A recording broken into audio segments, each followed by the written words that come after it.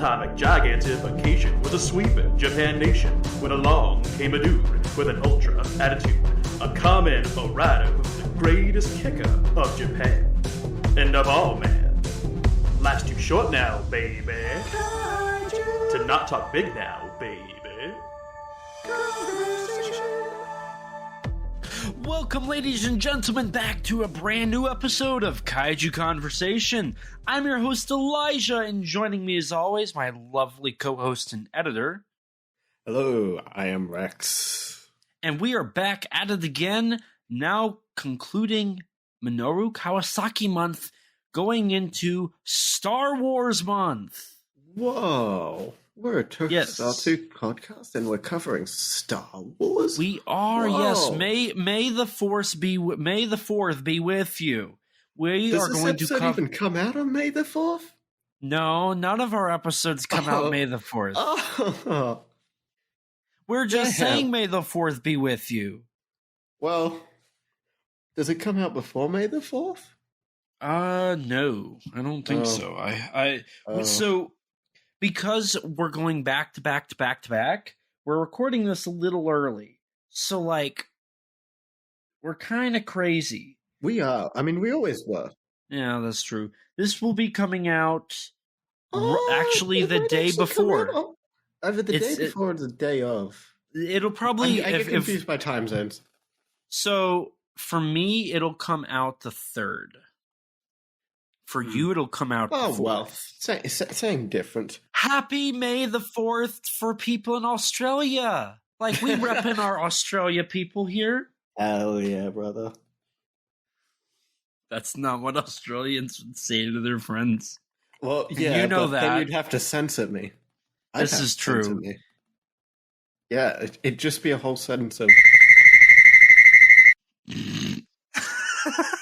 But yes, we are back at it this month, and we are going to celebrate Star Wars, because that's obviously what a Tokusatsu podcast will be talking about.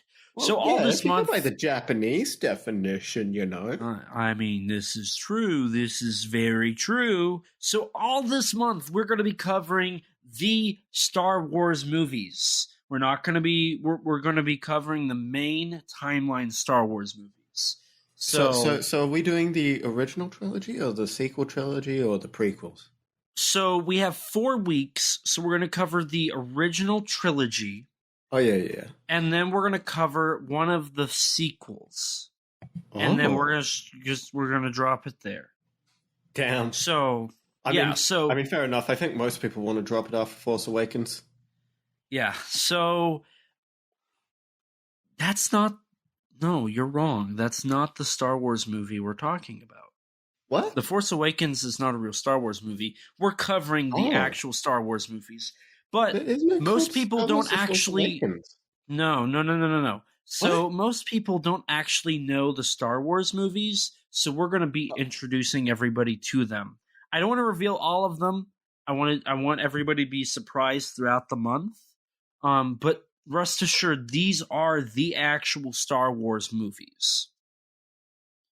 And today we're starting off with the original. A lot of people forgot that this was the first Star Wars movie.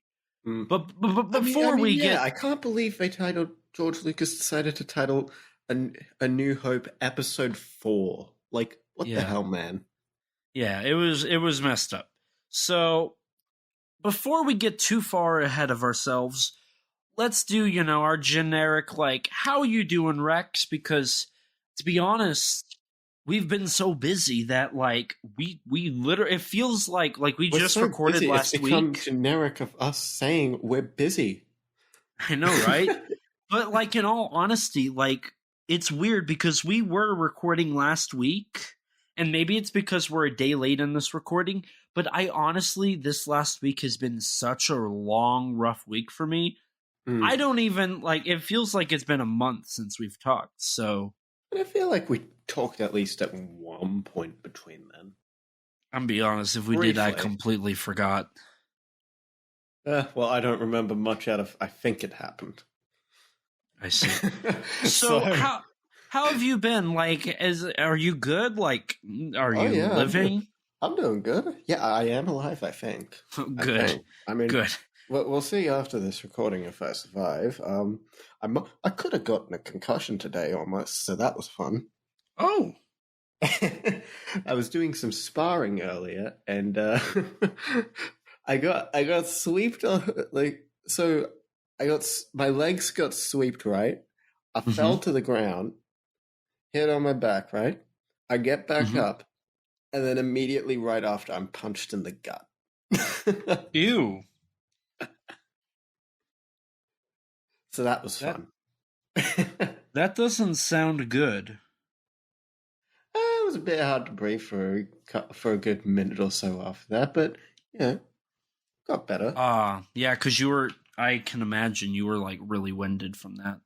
Bro, I was like shocked. I was surprised from like the sweep because I wasn't expecting it, and then like just as soon as you get up, punch to the gut. Ooh. Yeah, that's no bueno. So, besides almost having a concussion and getting punched in the gut, and possibly also almost twisting, dislocating my toe. That was fun. Oh God! You need to be more careful. How are you supposed to podcast with a twisted toe? Oh, I don't know, man. I don't know how anyone could live with an injured toe. Yeah, like, God. Unbelievable. Unacceptable these days.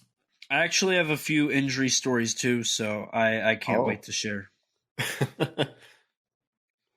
Well, at least I'm not actually injured. This is true. Yes, because we care about your safety more than most things. Podcast recordings are obviously above that, but we do care. Mm-hmm. That's what they tell me. Yeah. But then they don't pay my medical bills. Oh, wait, it's Australia. I don't understand the joke. It's funny because Americans pay L. No free healthcare.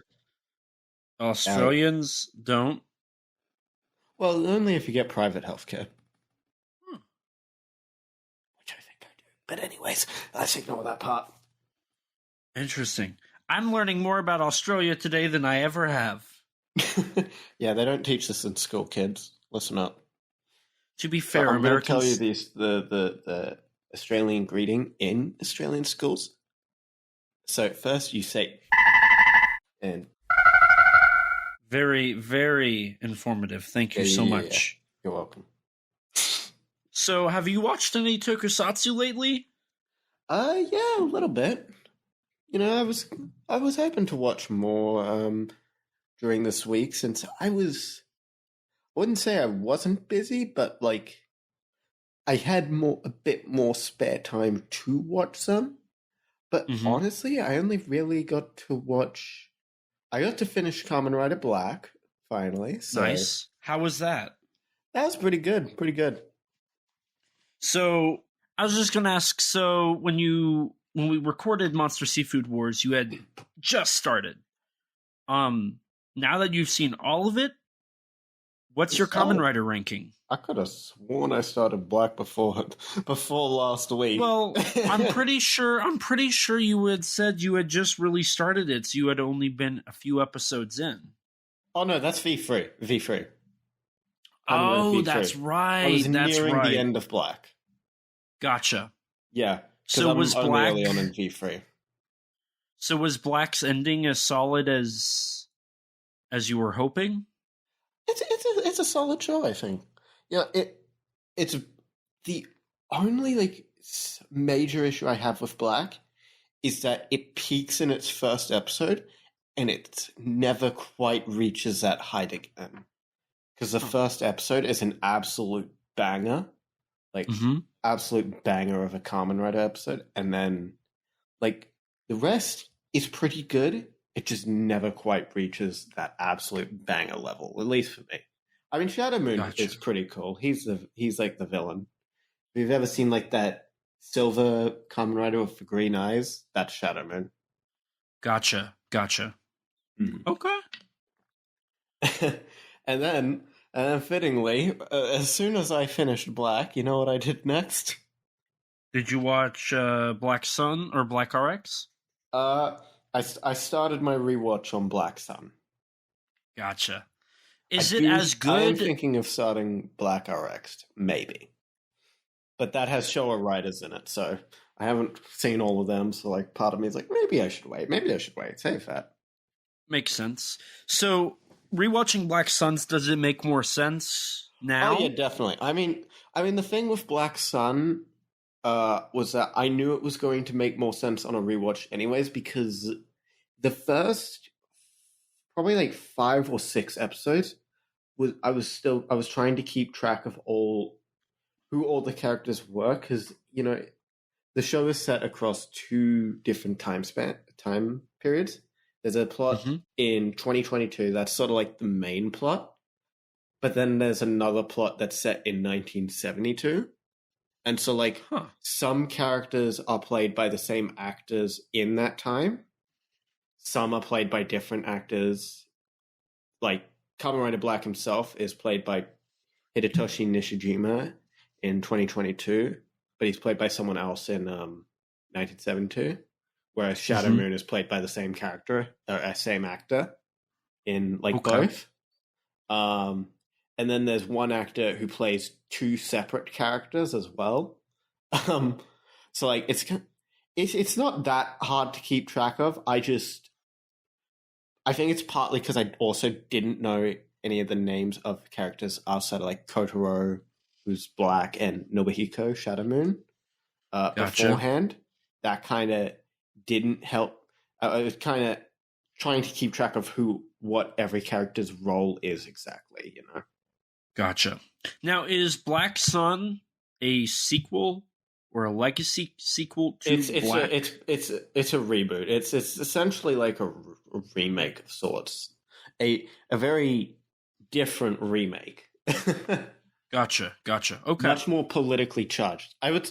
I'll say I think that there's like some political elements in the original Black in certain episodes, and I think some of those episodes may have inspired Black Sun, but it is a very different beast from the original. Gotcha. Okay. It just sort of takes like the ideas of like certain characters and puts them in a new context, I guess. Okay. All right. I'm trying to say it without spoiling it for you, because I genuinely think you should really watch Black Sun. I want to. It's a controversial series, more so in Japan, I think, than in the Western fandom. Okay. But I think it's definitely worth watching just for how, like, just how much of an interesting take it is. Even if you don't like Black Sun, it's so different from Black that I think it's really interesting. I'd be curious if Black RX is similar to Black Sun, or if Black Sun. From what I hear, Black RX is like, honestly, it's more akin to like the Showa Rider shows that came like after 71, but before Black. Because Black was sort of returning to the roots of Kamen Rider, a bit more dark and moody-ish. Still light, but like could still be enjoyed by kids. But it had that sort of horror-ish mood to it at points, without necessarily being like actually full-on horror. So it was more like Kamen Rider V3, Scrye Rider, and stuff like that. Yeah, from what I understand, Black RX is a lot more in line with them, and they appear in the Showa Riders do appear in Black RX. Gotcha. Whereas in Black, it's just Black himself and Shadow Moon. Gotcha. See, my knowledge of Showa Kamen Rider is Kamen Rider V3. Skip ahead to Scrye Rider. I only know that because I have a Scrye Rider statue. Black RX, Masked Rider, Shin Kamen Rider Shin Prologue, Kamen Rider Zio, Kamen Rider J. Skip forward to Heisei, which is Kamen Rider Kuga, Kamen Rider Ryuki, Kamen Rider Dragon Knight, Kamen Rider. It come out. Was that like after? I guess it probably would have been shortly after Ryuki. Oh, and then Kamen Rider, the first, Kamen Rider the next, and then you have Reiwa, which is Kamen Riders 01, Kamen Rider Saber, Revis, and Geats. Yeah. So that's the world of Kamen Rider to me. Yeah. I'm kind of ignorant. I mean, fair enough. Honestly, like, you don't really remember the names of half these shows until you start actually watching them. So this is true because I used to not be able to give you all of the Ultraman stuff. Yeah. But now I can sit here and say Ultra Q, Ultraman, Ultra 7, Return of Ultraman, Ultraman Ace, Ultraman Tara, Ultraman Leo, Ultraman 80, Ultraman Tiga, Ultraman Dyna, Ultraman Gaia, Ultraman Cosmos, Ultraman Neos, Ultraman... Then it would be Ultra Q Dark Fantasy. And then it would be Ultraman Nexus, Ultraman Mebius? Max. Is it Max? Ultraman Max, Ultraman Mebius, and then it would be Mega Monster Battle and the Zero stuff. No, Ultra 7X. Oh, yeah, that exists as well. Neo Ultra Q, Mega Monster Battle, Mega Monster Battle Galaxy Legends the movie, Mega Monster Battle Neo, and then it's Ultraman Ginga S, Ultraman X, yes, Ultraman Orb, Ultraman Jeed, Ultraman RMB, Ultraman Taiga, Ultraman Z, Ultraman Zet. It's spelled Ultraman, Z, but it's pronounced Zed. Gotcha. Ultraman Trigger.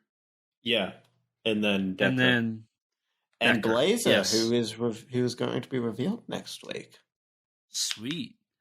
And then of course you have the other stuff like Heisei Ultra 7, Ultraman, the 1967 compilation film, Ultraman Kids, Ultra Kids, the Star Ultraman, Ultraman the Adventure Begins, Ultraman Powered, Ultraman Great, Ultra Q the movie, all the movie.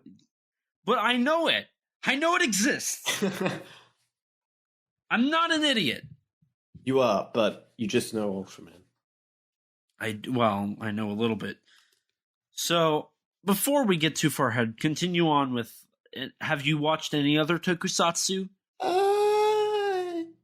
More or less it. I've watched like an episode or two of V3 as well, but you know, I was a bit more focused on finishing Black, so right. And then like Black Sun, I'm like, I only started it a few days ago, and I'm already like, I already only have like 2 episodes left. Oh, mind you, it's only a 10 episode like 12? 10 episodes. Yeah. But they're still like 40-minute episodes each. Oh.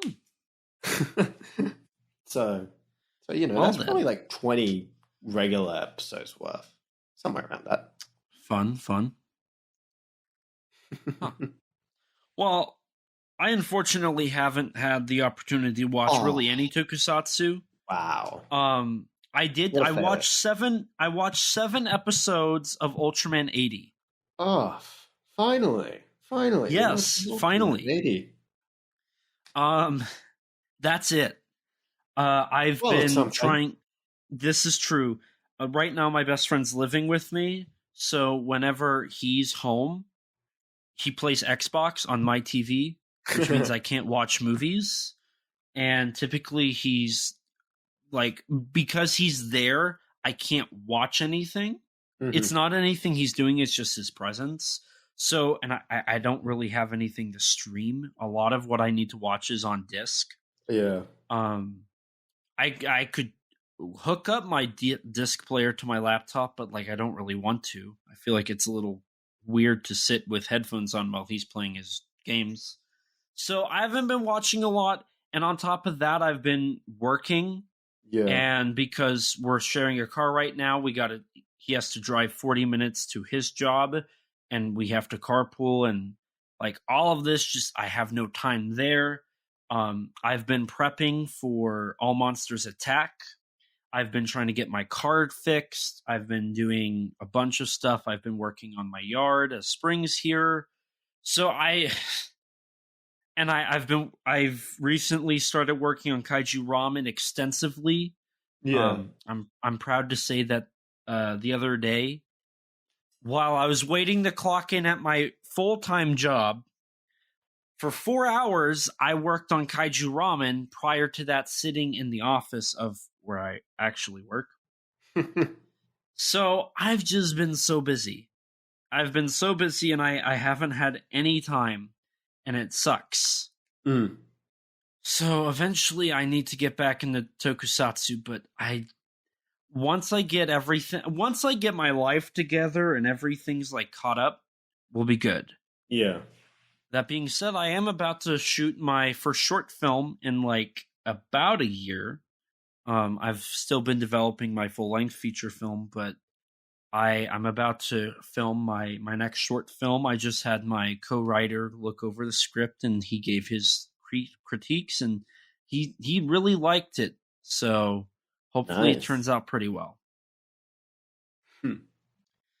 So wait. Well, I guess if we're watching the real Star Wars movies, they're not actually Tokusatsu. So I guess that makes sense. Well, actually, yeah, that's another movie I coincidentally rewatched Star Wars: A New Hope. Because I thought we were going to cover it today. So I watched the movie Star Wars.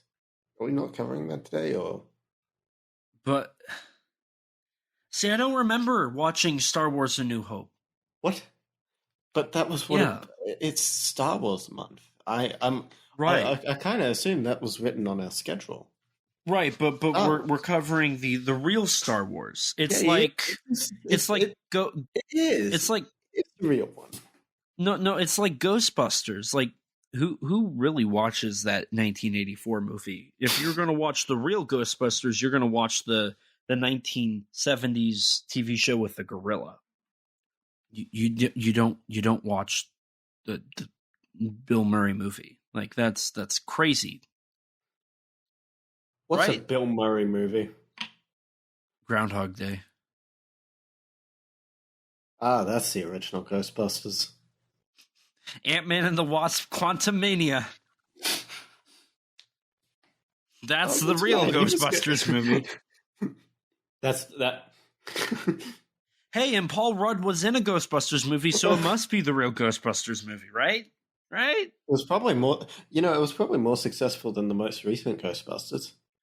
Actually, Ant-Man and the Wasp: Quantumania is like one of the biggest bombs. Yeah, but that Marvel's ever produced. Afterlife didn't do too well either, I don't think. I thought it did good. They greenlit a sequel. That is true. But didn't it disappoint? I don't think so. Nonetheless, I thought it was solid. It was like Kong Skull Island. It was I haven't either. I need to go. You thought it was solid. Hasn't seen it. No. Like I was gonna say, I thought it was like a solid hit, like Skull Island. It did good. It didn't do amazing, but it didn't do bad. Yeah, maybe.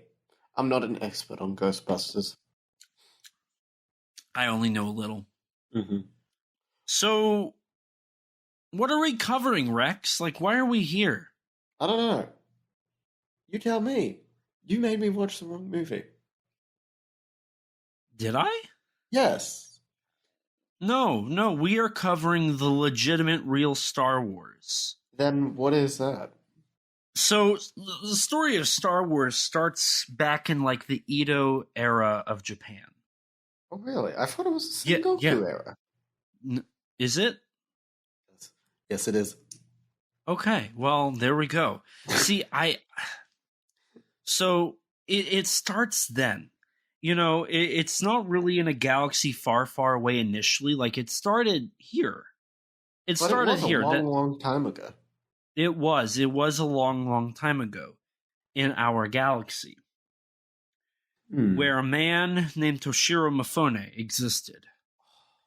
And this dude is what began the Star Wars. That Toshiro Mifune guy must be really cool. He's like amazing, let me tell you. Really? Mm-hmm. Well, what movie was he in, if he's so amazing? Maybe I've heard of it. Well, he was in the original Star Wars, directed by Akira Kurosawa. You know, obviously, like, when you have a legendary film director like Akira Kurosawa, obviously it's going to turn a spin-off into a major franchise. Like Francis Ford Coppola and The Godfather. Yeah. Like, this is that. Yeah. So the first Star Wars movie is not titled Star Wars. It's not titled Star Wars Episode 4, A New Hope. It's not titled Star Wars Episode 1, The Phantom Menace. My life has been a lie. It's titled The Hidden Fortress. Oh, I did watch that. You did? Yeah. Wow. Well, thank God. Thank God you watched that because like, if you didn't be able to cover it. Yeah, because you didn't know that was the original Star Wars movie? No, I thought Star Wars was the original Star Wars. No. You're going to learn so much this month, that's Rex. That's good to hear. I wonder what the other films are. Well, you'll find out. We're gonna learn so much about the real Star Wars. So, yeah, today we're covering not a Tokusatsu movie, contrary to what this podcast is actually about. Wow. So we talked about how Star Wars isn't a Tokusatsu film, but then we're not even covering a Tokusatsu film. We're covering one that's arguably less. Right, but it's like The Mysterians is the first in a trilogy of movies. Yeah. So like when we cover Battle in Outer Space, I mean, it's still a kaiju sequel. Does that make sense? Okay. I don't know if that made sense. It only about half made sense. Oh. Or like, God, what's a good example here? There is none. This is a bad argument. Okay, well, here you go. Monster Hunter. It was made in America, but Toho did co-produce it, and Sony is a Japanese company. So in a roundabout way, it's kaiju and tokusatsu.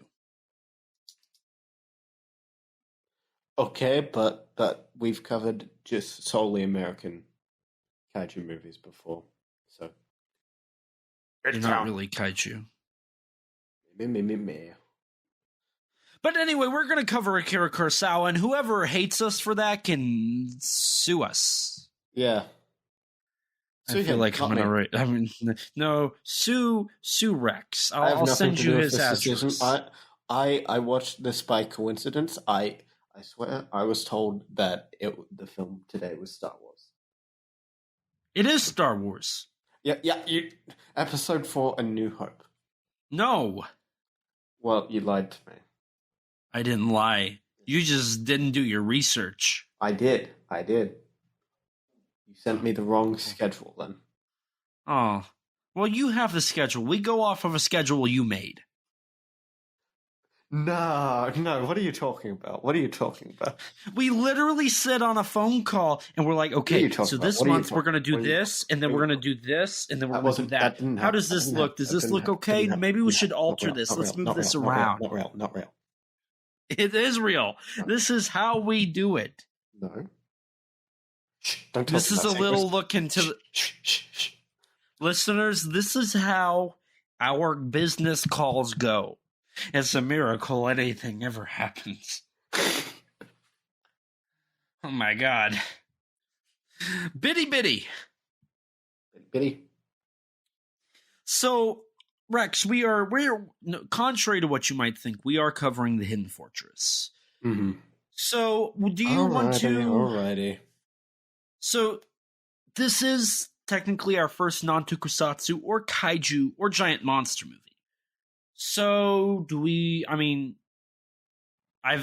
explained why we're covering it. This is Star Wars month, but what does Hidden Fortress have to do with Star Wars? Well, Hidden Fortress is Hidden Fortress is perhaps one of, if not the biggest source of inspiration for Star Wars, as stated by the man, the myth, the legend, George Lucas himself on I believe it was Criterion's original DVD release? Yes, back in 2001, they interviewed George Lucas, and yeah, the Hidden Fortress was one of the most prominent influences for this film, particularly with its two of the three leading characters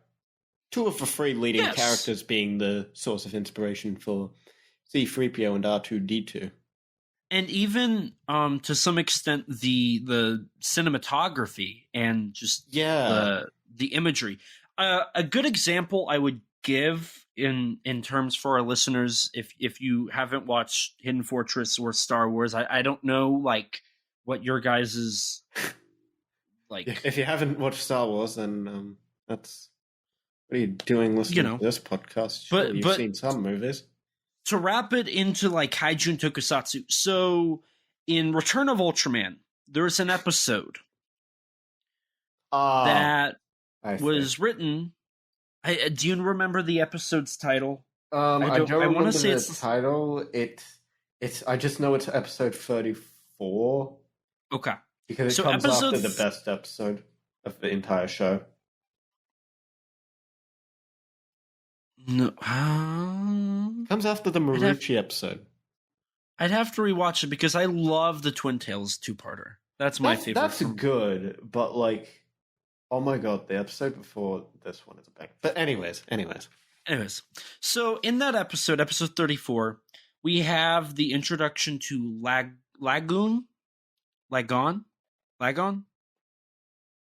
It wouldn't be Lagon. It'd be something else. I don't remember its name. I think it's Lagoon. Maybe. So that episode was written by. God, I don't research the stuff that I don't think I'm going to talk about, but I end up doing it. Wasn't he? Let's just say the dentist, because wasn't he a dentist at some point in his life? Yes, yeah, he was a dentist, and he wrote this into Super Raya, and they picked it for the Return of Ultraman. Shinichiro Kobayashi did the screenplay for a future film. So he wrote this, and it's a pretty solid episode. Mm-hmm. Yeah, it wasn't bad. Fast forward about 15 years. Toho is running a contest for the next Godzilla movie. Kobayashi submits his Return of Ultraman episode rewritten into a longer Godzilla story. And with a different monster, more rat-like monster, I believe. Yes. Eventually, Amori and his team in Toho worked the script, and out came Godzilla vs. Biollante. A film with some striking similarities to that episode. Biollante and Lagon, specifically the Biollante final form, Lagon have a lot of similar looks. Oh, yeah. Similar designs. It's obviously took influence from it. There are a ton of shots, specifically of when Biollante's in the lake, that feel like they were ripped right out of the Return of Ultraman episode. There's similar characters. The story kind of... If you took Godzilla out, Biollante and this episode 34 of Return of Ultraman follow beat for beat. And I bring all this up because that is kind of what Hidden Fortress is to Star Wars. Yeah. Even the ending, granted it's not the same, but the ending has a similar, the cinematography is similar, and your whole cast is at this final conclusion. Granted, it's Hidden Fortress it's a bit of a different different context, but To a very similar effect. Yes. And to me, it's really interesting seeing the proto-Star Wars. Oh, another great example. Speaking of proto, Dark Star to Alien. Have you seen Dark Star? I have not. I'm familiar with its existence. It's been in my watch list for years. So I've seen Dark Star. Mm-hmm. It was directed by John Carpenter, his first movie. Really and cool. It was written by Dan O'Bannon, I believe, the writer of Alien. Yes. If you watch Dark Star, it's a completely different story, and it's a comedy. But the cinematography, which is really weird because I wouldn't think the cinematography would have ported over, but it did. The cinematography and the story of Dark Star follows perfectly into Alien. It's very much a proto-version of Alien. Granted, Alien also had other influences, but like Dark Star, I feel like Dark Star and Alien is a great comparison to the Hidden Fortress in Star Wars. So I need to see Dark Star, man. Yes, you do. So what we have here is a samurai Western-influenced epic adventure story. Yeah. That most people in the world have probably watched Star Wars. I know some people haven't. I was one of those people for like almost a decade and a half. But it's really cool to, grow up watching Star Wars and then watch Hidden Fortress, because then everything just falls into place and you're like, whoa. I'm sure for people who have watched like A Fistful of Dollars or For a Few Dollars More, that's their same reaction when they watch Yojimbo, or people who like the Magnificent Seven. I can't speak. When they watch that, and then they go and watch Seven Samurai. Yes. So both films which were directed by Akira Kurosawa. Whoa! We said at the same time. Did we? Oh, it didn't register that for me. So this is arguably one of the most important films in history when it comes to special effects on the American side, because it is from the one of the most important filmmakers of all time, really. Mm-hmm. I mean, when you talk about famous film directors, I feel like Kurosawa's biggest influence, which was John Ford, if I remember correctly. Yeah, that was his name. John Ford, and then you have Akira Kurosawa. I mean, Akira Kurosawa is probably one of, if not the most well-known, foreign Japanese film directors of all time. Absolutely, definitely the most well-known Japanese director. Mm-hmm. I mean, Kurosawa's influenced tons of people. Mm-hmm. And Kurosawa took his influences from Ford, who influenced the likes of Steven Spielberg. Yeah. Which, if you've watched The Fabelmans, Ford does make an appearance at the very end, which is pretty cool. Ford is the real Ford, or someone playing Ford? David Lynch plays John. Is John Ford great. Dead? He probably would be thinking about it. Yes. John Ford's long passed away. Okay, yeah. That makes sense. But John Ford directed Westerns, and he basically created the genre. He was one of the biggest names of Hollywood at the time. And Kurosawa loved his work and brought it over to Japan and created samurai epics. Yeah. His first big hit internationally was Rashomon. Rashomon got him an acknowledgement at the Academy Awards in America, if I remember correctly. I believe you're right. I'm pretty sure. I want to say it got nommed for Best Foreign Film. I don't know if it did or if it just... I'm pretty sure you're right. It probably got nominated somewhere, and I'm pretty sure it was the Academy. I'm pretty sure. because it was one of the first like sort of Japanese films to really get acknowledgement internationally, like significant acknowledgement internationally. So it got nominated for Best Art Direction, Set Direction at the Oscars. Okay. And then it was an honorary award winner in 1952. Mm-hmm. And then it did win some other stuff, and it got nominated for other things in the early 50s. Mm. So it got recognition. Rashomon was the biggest film for Japan at the time. And Kadokawa loved it. But Kurosawa moved to Toho shortly after Rashomon. I think in 1953. Not Kadokawa. Yes, Daiei, now Kadokawa. Now owned by Kadokawa. Yes. So Rashomon was a Daiei production. And then I want to say in 1953, Kurosawa moved to Toho. Yeah, somewhere around that time. He produced Ikaru, Ikaru. Yeah, because it's an starring Takashi Shimura, which got him the label of greatest actor in the world. Yes. Followed by Dr. Yamane from Godzilla. Yes. Followed by in 1954 his. I wouldn't say it's his best work, it's probably his most like notable, at least in the modern era, recognized as like generally it's recognized as being his greatest by the most people. Seven Samurai, which was at one point the most expensive film before Godzilla came out.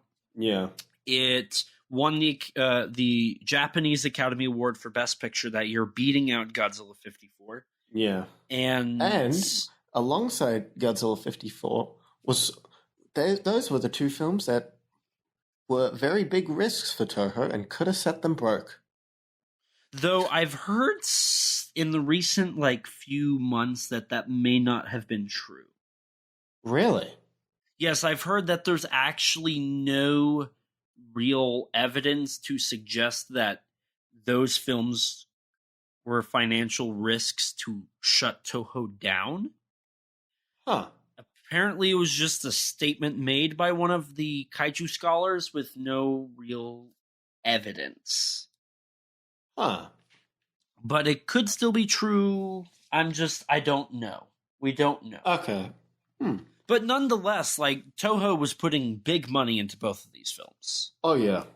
Considering Seven Samurai was the most expensive film, and then a few months later, Godzilla was. Mm-hmm. Do you know what the budget for Seven Samurai was, out of curiosity? Or,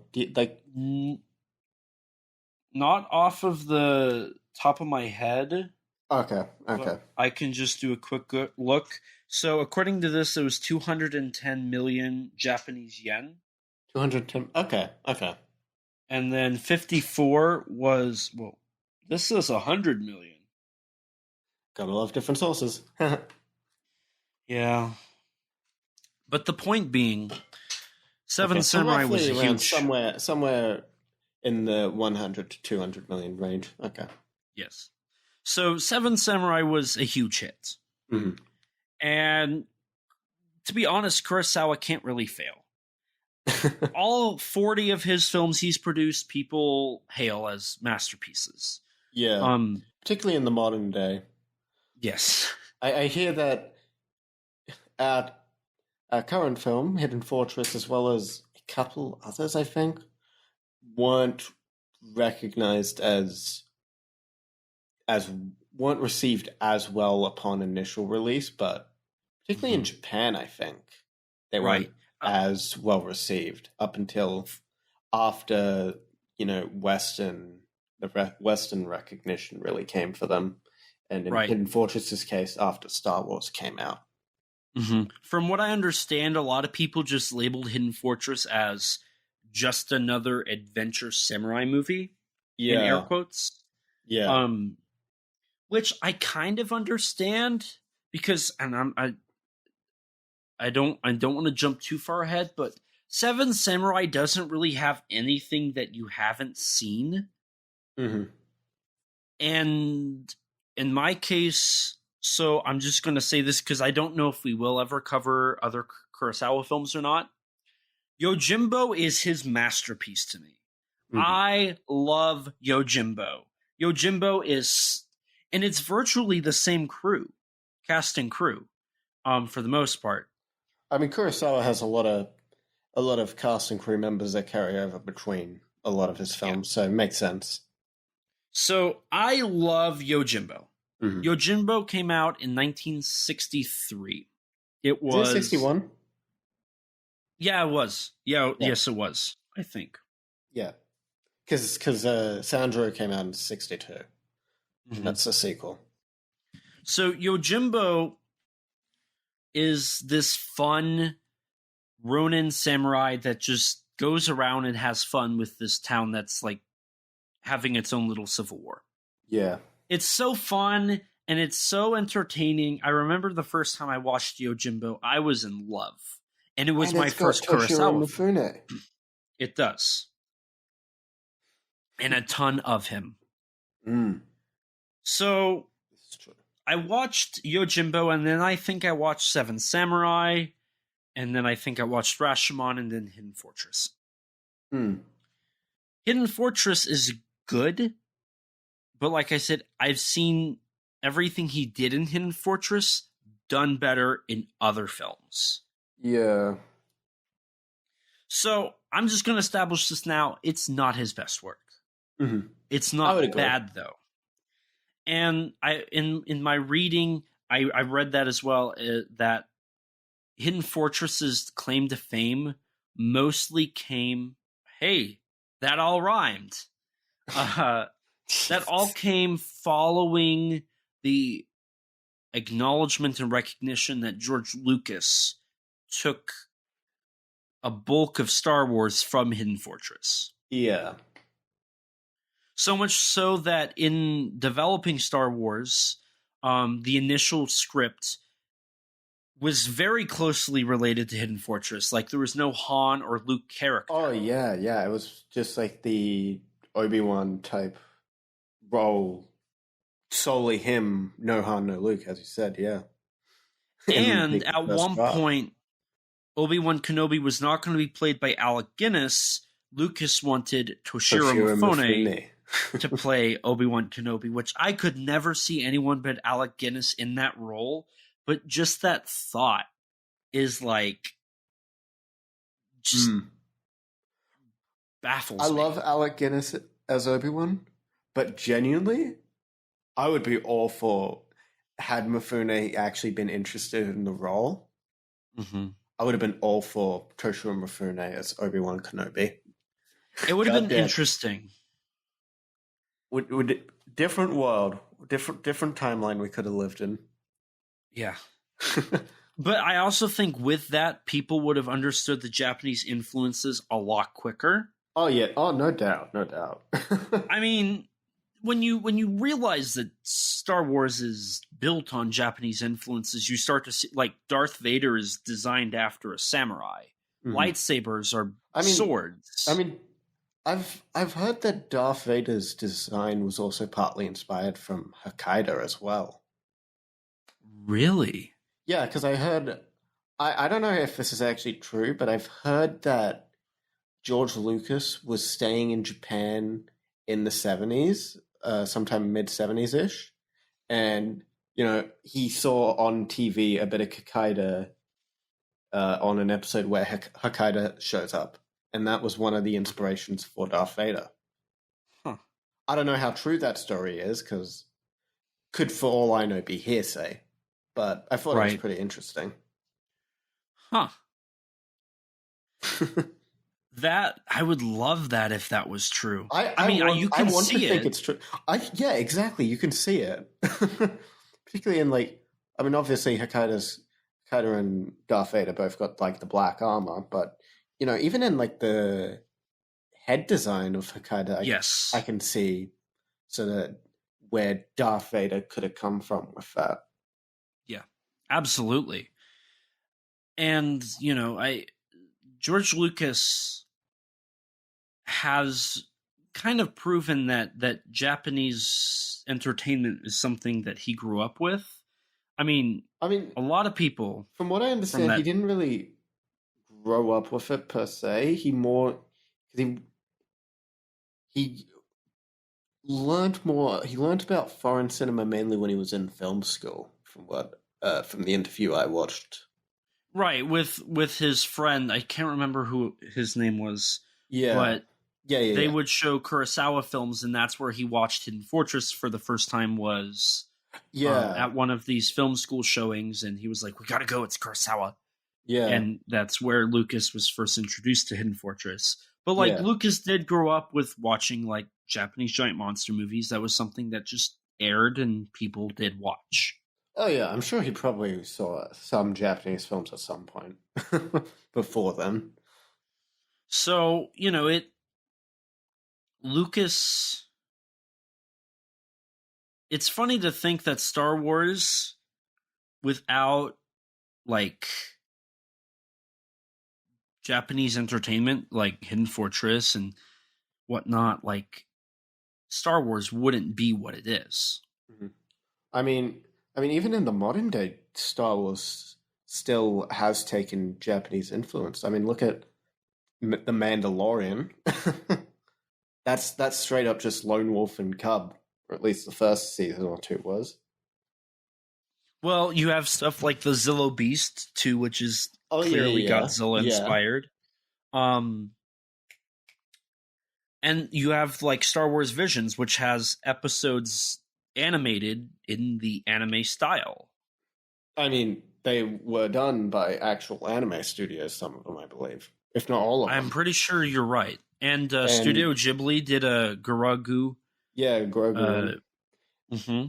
And we got the composer of Godzilla against Mechagodzilla to do one of the Star Wars Vision episode scores. We did? Yeah. Michiru Oshima. Huh. She did one of the episodes. I think she did the first episode. Either that or the second episode. Huh. Yeah, she did the score. That's really cool. That's really cool. I'm surprised you didn't know that. I don't dive too much into Star Wars. Yeah, no, but it was on Godzilla Twitter a bit at one point. I feel like I was avoiding Godzilla Twitter at that time. Yeah, whatever. I do that from time to time when I get bored. So I feel like we've been like stuck on like the influences and like what Hidden Fortress did. Yeah, it is Star Wars month, so it's kind of important that we talk a little bit about Star Wars, This is true. This is very true. So now that we've established like what Hidden Fortress is, like at the beginning of this, I was like, this is the first Star Wars movie. Mm-hmm. This is what Star Wars took influence from. Yeah. So do you want to go ahead and dive in and just talk about this adventure-filled movie, and then we can throw facts in or talk about it at the end, and then... Yeah, sure. Let's go right ahead. Okay. So right away, we're introduced to Toho Scope. This was Kurosawa's first Toho Scope film, first widescreen film. Yeah. But it was his last film produced under Toho, I believe. No. Really? Because I know Toho distributed his following films, but from what I understand, so his contract ended with Toho on this, and then after Hidden Fortress, he formed his own production company, produced most, if not all, of his following films in them, and had them distributed by Toho. From what I read from the Criterion booklet, it was after Seven Samurai, when Toho, because during Seven Samurai, Toho was kind of limiting Kurosawa. That's after that film, Kurosawa established his own production company and co-produced the films, following Seven Samurai with Toho. I don't know. That doesn't quite line up with what I read, but maybe. I'm going to fact check myself real quick. Because I want to make sure that we aren't wrong here. So, The Hidden Fortress was Kira Kurosawa's first hit after 1954's Seven Samurai. 4 years and 4 films earlier, it won even bigger at the box office and scooped up a handful of Japanese and international awards, proving that its director is not merely an art house auteur, but could fill theaters as well. The film's popularity in Japan was instrumental in securing financial guarantees for Kurosawa's own production company, which supported all of his subsequent films up to 1970. So, from my understanding, that was following Seven Samurai. But this booklet uses they, them, that, this film. So maybe it was Hidden Fortress? Vague. It's a bit vague. I see. So I do know that Kurosawa co-produced this. Okay. That's all I know. Okay. If there's any experts on Kurosawa films, feel free to send us the correct version of these events. Whether or not it was Seven Samurai or Hidden Fortress that started the co-production phase. Yeah. But you are correct. Okay. And with that, I want to go on a slight tangent here and establish something. So Kurosawa directed his films, right? Yeah. He also co-wrote all of his movies, produced his movies, I think was executive producer technically as well, and edited the films himself. Yeah. Because of this, and the fact that he did that on all of his movies, which makes the fact he made 40 of these even more remarkable, he gets royalties on his films. His family does, because of the fact that Kurosawa did so much. So in the late 2010s, the Kurosawa families filed a lawsuit against Toho, saying that because Kurosawa did so much, they should be receiving royalties for his films. And they won. So now, every time a Kurosawa film gets released, specifically by Toho, the family gets royalties from that. So the most recent 4Ks that were released, and 4Ks and Blu-rays of like a handful of his titles, they all get royalties from this. Yes, I think it was Ikaru, Seven Samurai, Hidden Fortress, and... There were like 2 others, I think. I think High and Low. Yes, High and Low is one of them. And that might be it. Oh, well. But nonetheless, they get royalties because Kurosawa was such a huge... Like, these were his movies. They weren't the producers. They weren't... Well, I guess he was the producer, so it was the producers. But, like, it wasn't anybody else. It was Kurosawa doing what he wants. Yeah. And what he loves.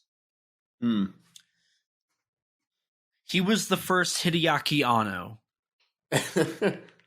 That's a Shin Kamen Rider reference, if anybody knows the recent drama about Anno and his grip on production. Yeah. A man wants to make the film the way he wants to make it. Even if he doesn't always know what he wants to make. Yeah.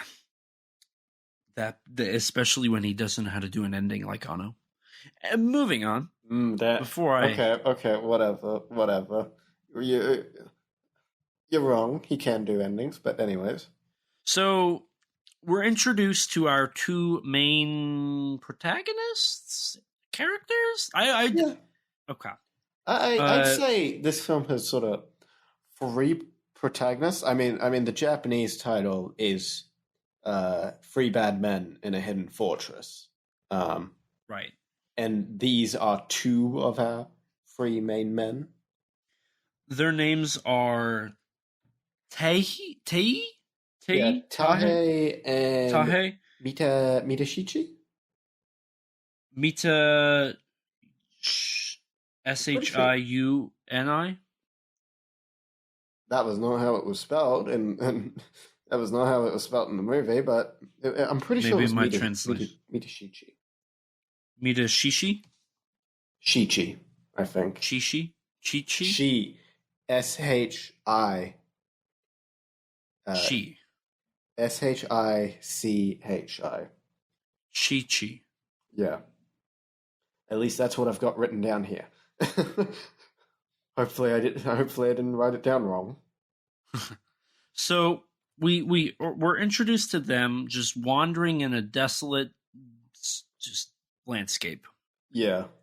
And they're bickering. And this is where my first note of watching this movie is. I love the back and forth between them. Mm. It's so entertaining to watch. Yeah, no. Okay, yeah. Midashichi is the character. Midashichi? Yeah, I just looked it up. But it's so interesting, like fun to watch them go back and forth because they kind of do have points. They both have their time to shine. They both have their valid points and their fun moments. And it's just good comedic banter. It is. This film does a lot of comedy and it does it pretty well. Yeah. So while they're bantering, this samurai just kind of wanders onto the screen. Mm-hmm. By the way, there are no cuts here. Kurosawa is just walking with the camera.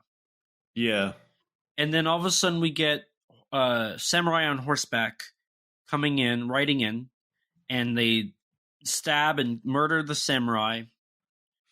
And then two of our main characters argue on whether or not they're going to steal from the samurai or not, which leads them to break up, in air quotes. Mm-hmm. I mean, they basically argue like a couple. Yeah, more or less. So they break up. If you've seen Star Wars, it's basically the scene where C-3PO and R2-D2 go their separate ways before getting captured by the Jawas. They are your C-3PO and R2-D2. Yeah. Like, from the moment you start this film, you know, okay, so this is R2-D2 and 3PO. Like, the most obvious source of inspiration for Star Wars is these two characters. Yes. Like, the most immediately obvious. What I find very interesting is both of these actors were in other Kurosawa films, but they only ever played, like, minor roles. This was their first... Tahei was one of his actor was one of the samurai in Seven Samurai, I believe, to be fair. But he was a side character. And was also the first to die. This is true. So, like, it was really interesting to see them in this film be, like, they are the characters we follow from point A to point B to point C. Yeah. From beginning to end. The narrative is built around them in their view, which is very interesting because Kurosawa does the story. So you get to see both the peasants, because they are peasants, they're poor, they are used to fighting for their lives. And then we get to see the royalty, which is Mifune and the princess's characters, and how they clash in socially. Which is, I think, one of the most interesting parts of this film is just seeing that clash of the knowledge and the wealth compared to the lack of knowledge and lack of wealth. Yeah. Which creates such an interesting dynamic for our four characters that we follow throughout the film. And helps add to some of the comedy as well, of course. Yes. So, following this, we continue to follow our two characters. Granted, they're split up. So now I want to say we follow Tehi, right? If I'm remembering Tahei? Yeah. We follow him as he finds a billboard, a public sign that says anybody who finds the princess, right? Oh, yeah. The princess of Yuki, or the princess of the Akizaki clan, anyone who finds her will be rewarded 10 Rio for her capture, or if they can give any information for her, 3 Rio. Which is which is their plot MacGuffin. It's their reason to be there because they want money. They're looking for money. Yeah. Also, I forgot to bring up in the opening wander, I'm going to call it, it's established that they went to war. they were confused to be the other side, so they were forced to bury the bodies of the other side. They were confused to having been members of the Akizuki clan, and I think they're in. I think it's the Yanma clan they were in. I think it's switched because they're trying to get to the Hayaku clan. So they're going through the Yamana territory. Oh, okay. Because why else would they be like trying to get across? Mm-hmm. And at the end of the film, the princess does say, "I'm your princess." So I'm pretty sure they're of the losing side, but I could be wrong. Well, they're not very smart. They're not very smart, so it's kind of established that they don't really know what they're doing. They're just it's like 3PO and R2. They're just kind of there. Yeah. When they're being shot at, they're just walking through the corridors, hoping to God they don't get shot. So then they get captured. Yep. And so now they are in this. They're taken to the ruins of the. How do you pronounce the family? The Azumi? Akizuki? Akizuki. Yeah. Right? Okay. Yeah. You see, the only reason I remember the name is because it's Shadow Moon's last name. Fair enough. They're sent to the ruins of where I'm guessing their castle. Their palace. I don't know. I don't think the movie really states. It doesn't, but it's implied that wherever it was where their gold was said to be kept. So one of them, I think it's Tahe, is digging for the gold, whereas say the other character's name. Marachichi? Chichi.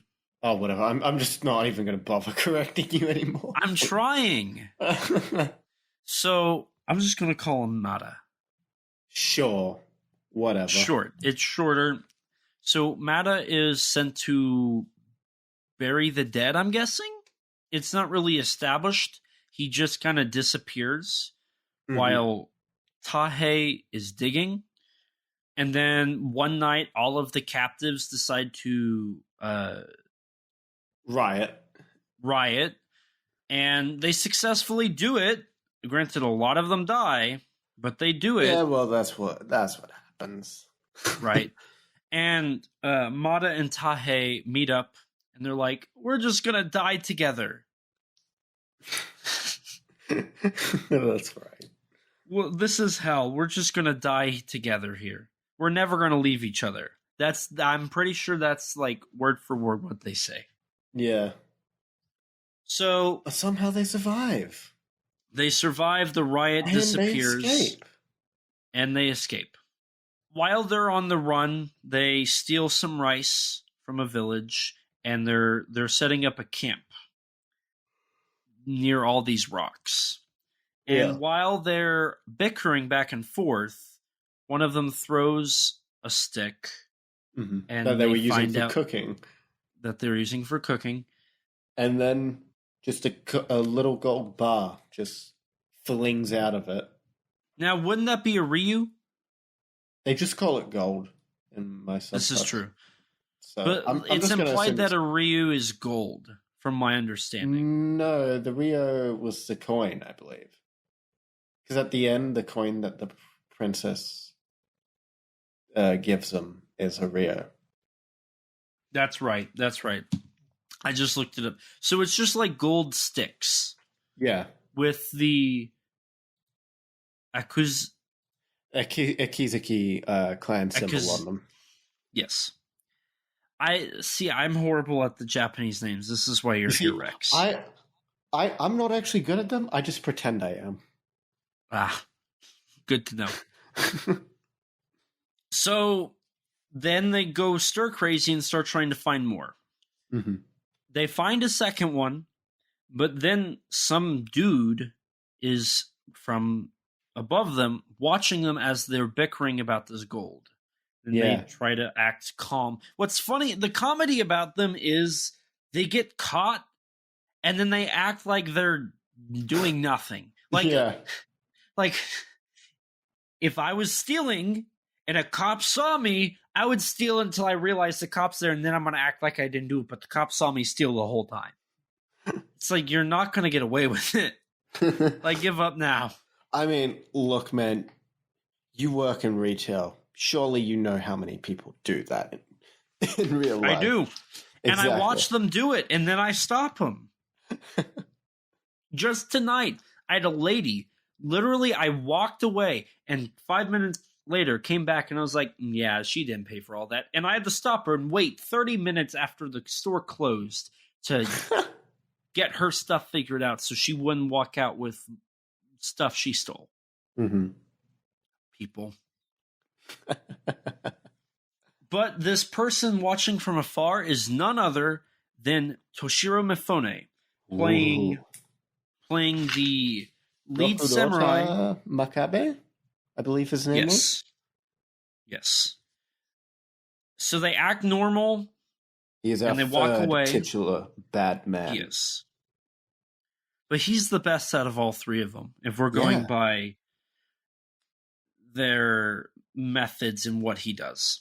Mm. So nightfall arrives, which, may I say, I love Kurosawa's cinematography at night. Like, it's set up like a stage play. It just looks, it's kind of dreamy. It's kind of like a stage play. Yeah, that's I was just going to say. I was like, this is kind of dreamlike in a way. Which is funny because Kurosawa made a film called Dreams. This is true. So I just wanted to highlight, like, I love that.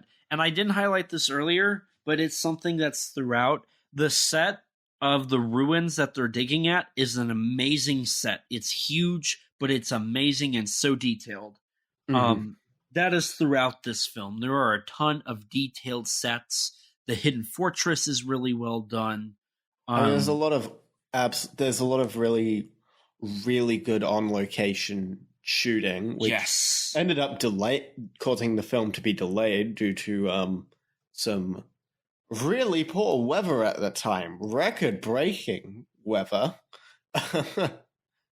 that caused the intended 3-month production schedule to last a bit longer. And I know Toho wasn't too happy with that. Yeah, I think it was more the executives or the higher ups at Toho who weren't happy, and one of the producers on this had to apologize to them or something. Huh. Interesting. I don't know which producer it was. I just read that one of the producers did. Gotcha. So, while at night, Mifune pays our two bumbling peasants a visit. Mm-hmm. And I don't know if it's because I haven't watched a Kurosawa film since I did theater productions, but while I was watching this movie, I realized that Mifune acts not like a movie star. Oh. And that's something I found really interesting about Mifune, and this is just something he does. He acts like he's in a stage play. His motions are very big. You see every move he makes. He's not a subtle actor, at least in these samurai films. And maybe it's because Mifune has such a big presence, but throughout it, I was like, it almost reminds me of Kabuki with how much motion he's putting in to everything he's doing. Like, when he is on screen, you know he is. Yeah. But he doesn't have to be loud. He doesn't have to, like, assert his presence. It's just how he is. He just has that presence in all of his films. Like, all the ones that I've seen.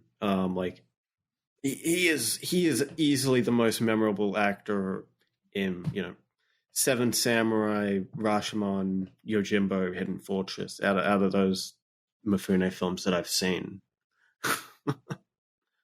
And like I love that because Mifune does not feel like your standard actor.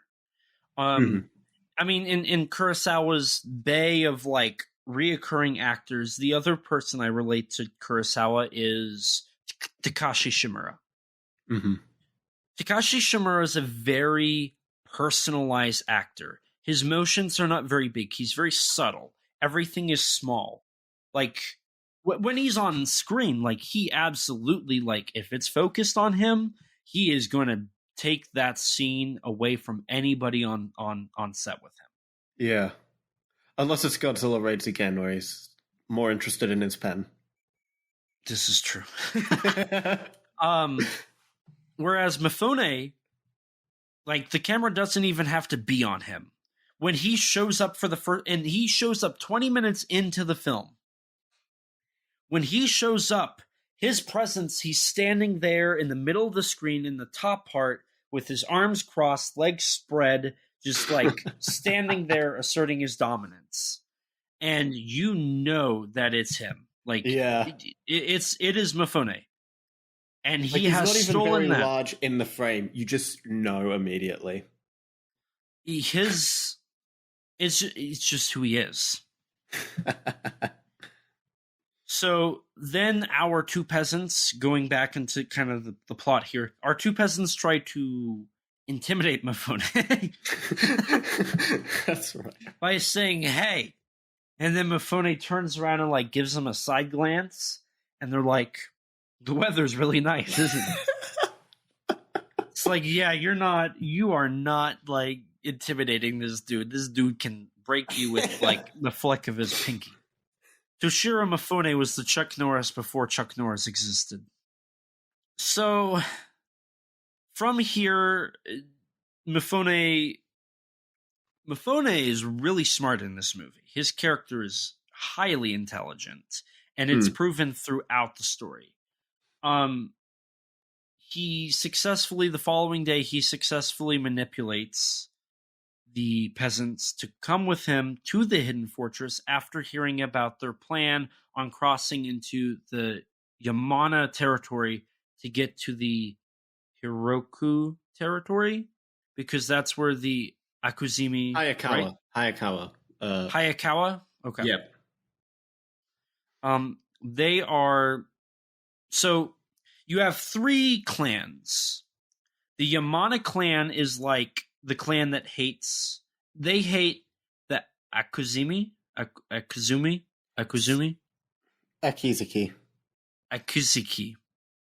clan. Essentially, the clan that our characters are for is the Akizuki clan. So, yes. Toshiro Mifune is, spoiler alert, it's revealed later on that he is a general, a samurai general. He's like the highest general. Yeah, he's like the highest general.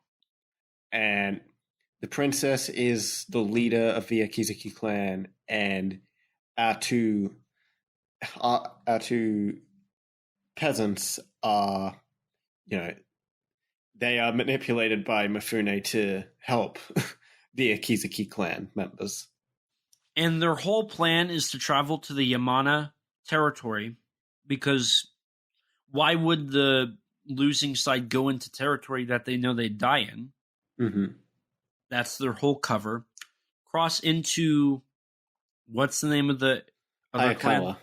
The Hayakawa clan, and get touch base with their leaders, because they will help and be able to reclaim their territory.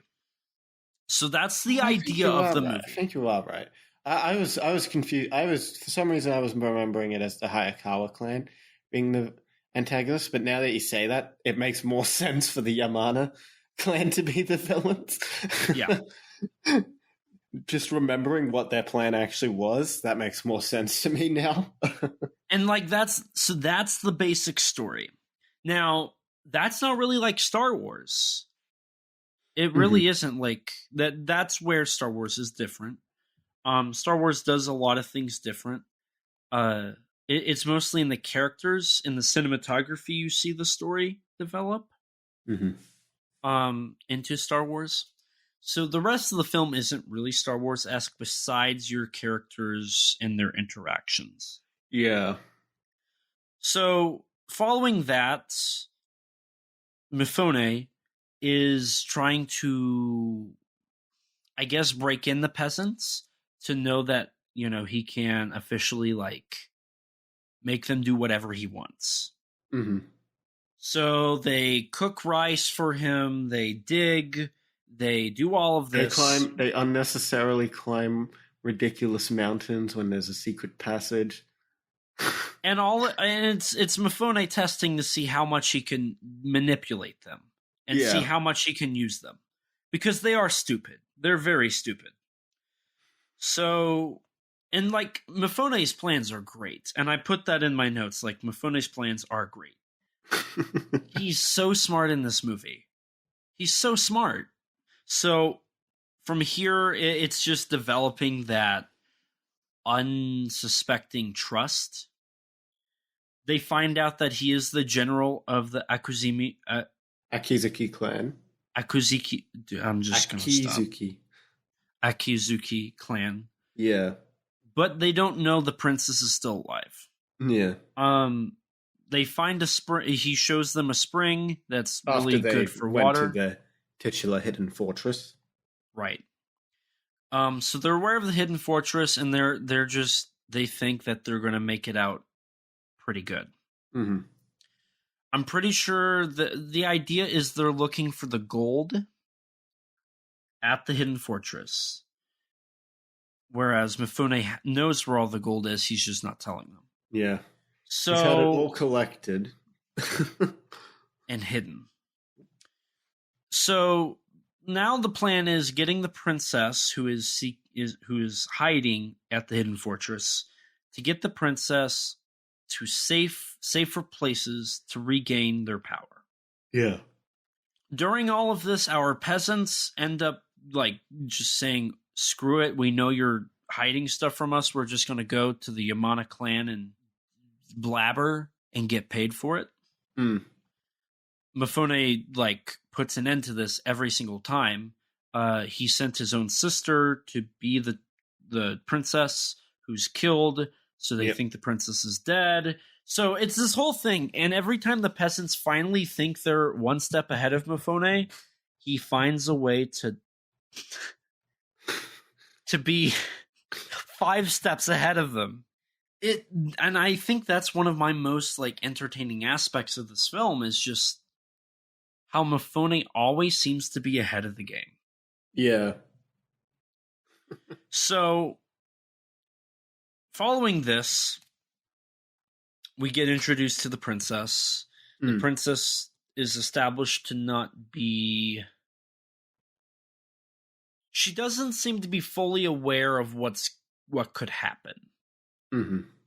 I put in my notes that the moments of the princess feel strange.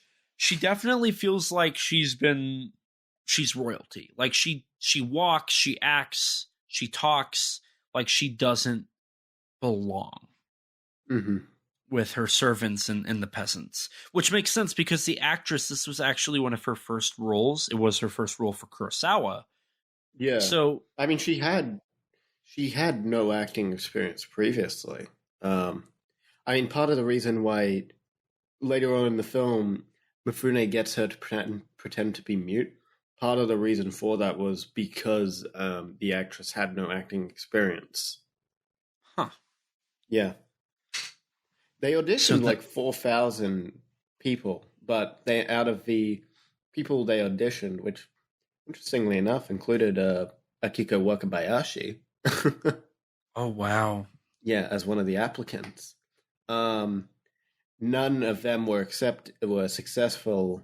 It's just that one of the crew members scouted this actress, Misa Uehara. And yeah. I'm learning so much tonight. So it's kind of established with her that she has the morals of she views herself as nothing special, but she also isn't in tune with the rest of the world to realize that she acts like she's special. Mm-hmm. Does that make sense? I guess, yeah. Would you say I'm right with that, or am I wrong? I wouldn't disagree with you. Okay.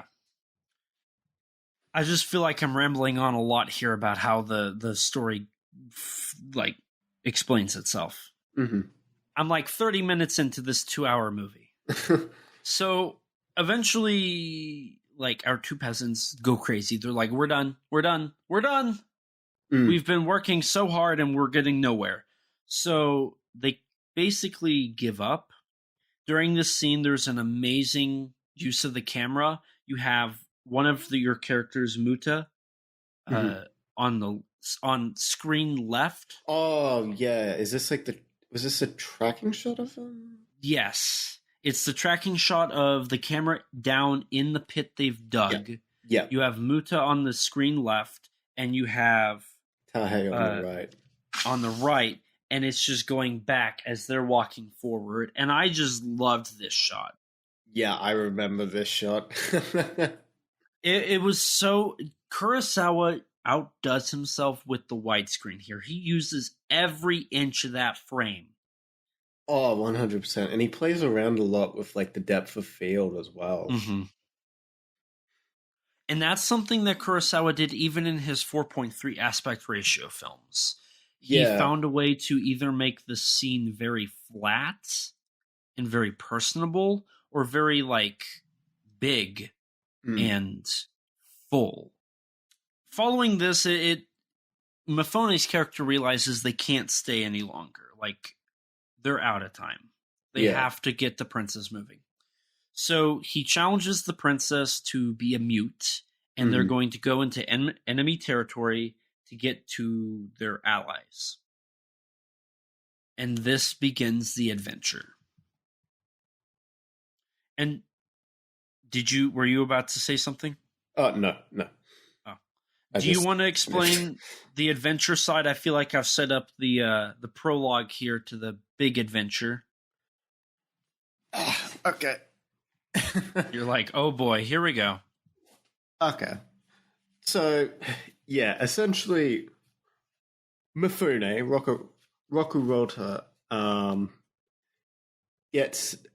he essentially gets the two peasants to carry the gold, takes all the Akizuki clan's gold with them, and brings a girl who is a princess, but he doesn't tell them that she's the princess. He keeps them completely in the dark, just saying that it's some mute girl.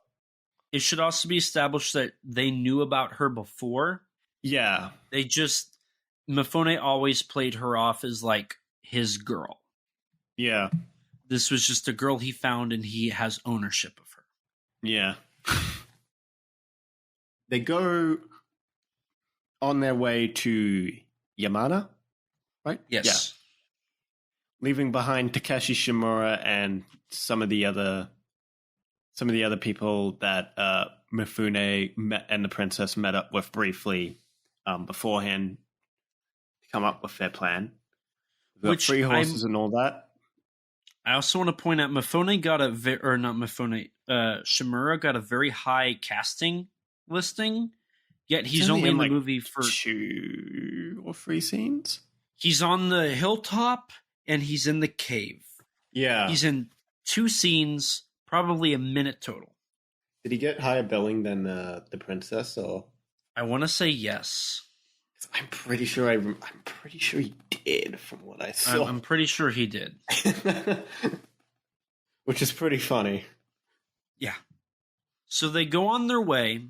Mifune decides to scout ahead and leaves the peasants and the princess behind. Horrible idea, because the peasants end up trying to steal the gold and convincing the mute as they believe, the mute girl to let them take the horses with the gold. And this leads to them attracting the attention of the enemy forces. Which this also establishes something that will happen throughout the film, and that's the peasants screw themselves over, and they screw the other 2 over a ton. And this is what really sets our chase like fully into motion, because throughout the entire pretty much most of the rest of the runtime, our characters are being chased by the main enemy clan, which is similar to it's another thing that I saw that I was sort of comparing to Star Wars with the whole Tatooine Mos Eisley sort of sequence, where you've got Obi-Wan and Luke looking for like a ship to get to Alderaan, to send the Death Star plans or whatever, and you've got like while they're meeting up with Han and all that, they've got Imperial stormtroopers on their tail searching for them endlessly. Right. So that was another thing I saw from there, alongside the screen transition wipes as well. Yeah, and the film uses a lot of wipes, much like Star Wars. I mean, didn't some of Kurosawa's other films also use wipes? Yes. Kurosawa really liked the wipe transition. Yeah, because I remember it appearing in at least either Rashomon or Seventh Samurai. I think it appears in both. I'm pretty sure. Yeah, I think it does. I don't remember if it appears in Yojimbo or not. You could tell me. You're the expert on Yojimbo. I don't think it does. No, I don't think it does. I don't remember it being in Yojimbo. I don't either. But yeah. So throughout this, Mifune does his best to, I'm skipping ahead, I think. Yeah, so they try to go back to the fortress. They find out that the Yamana clan has found the fortress and it's burned. So it forces them to go on this journey. Yeah, there's no turning back from this point on. So they try to cross over. Mifune has a clever idea. And I love this idea.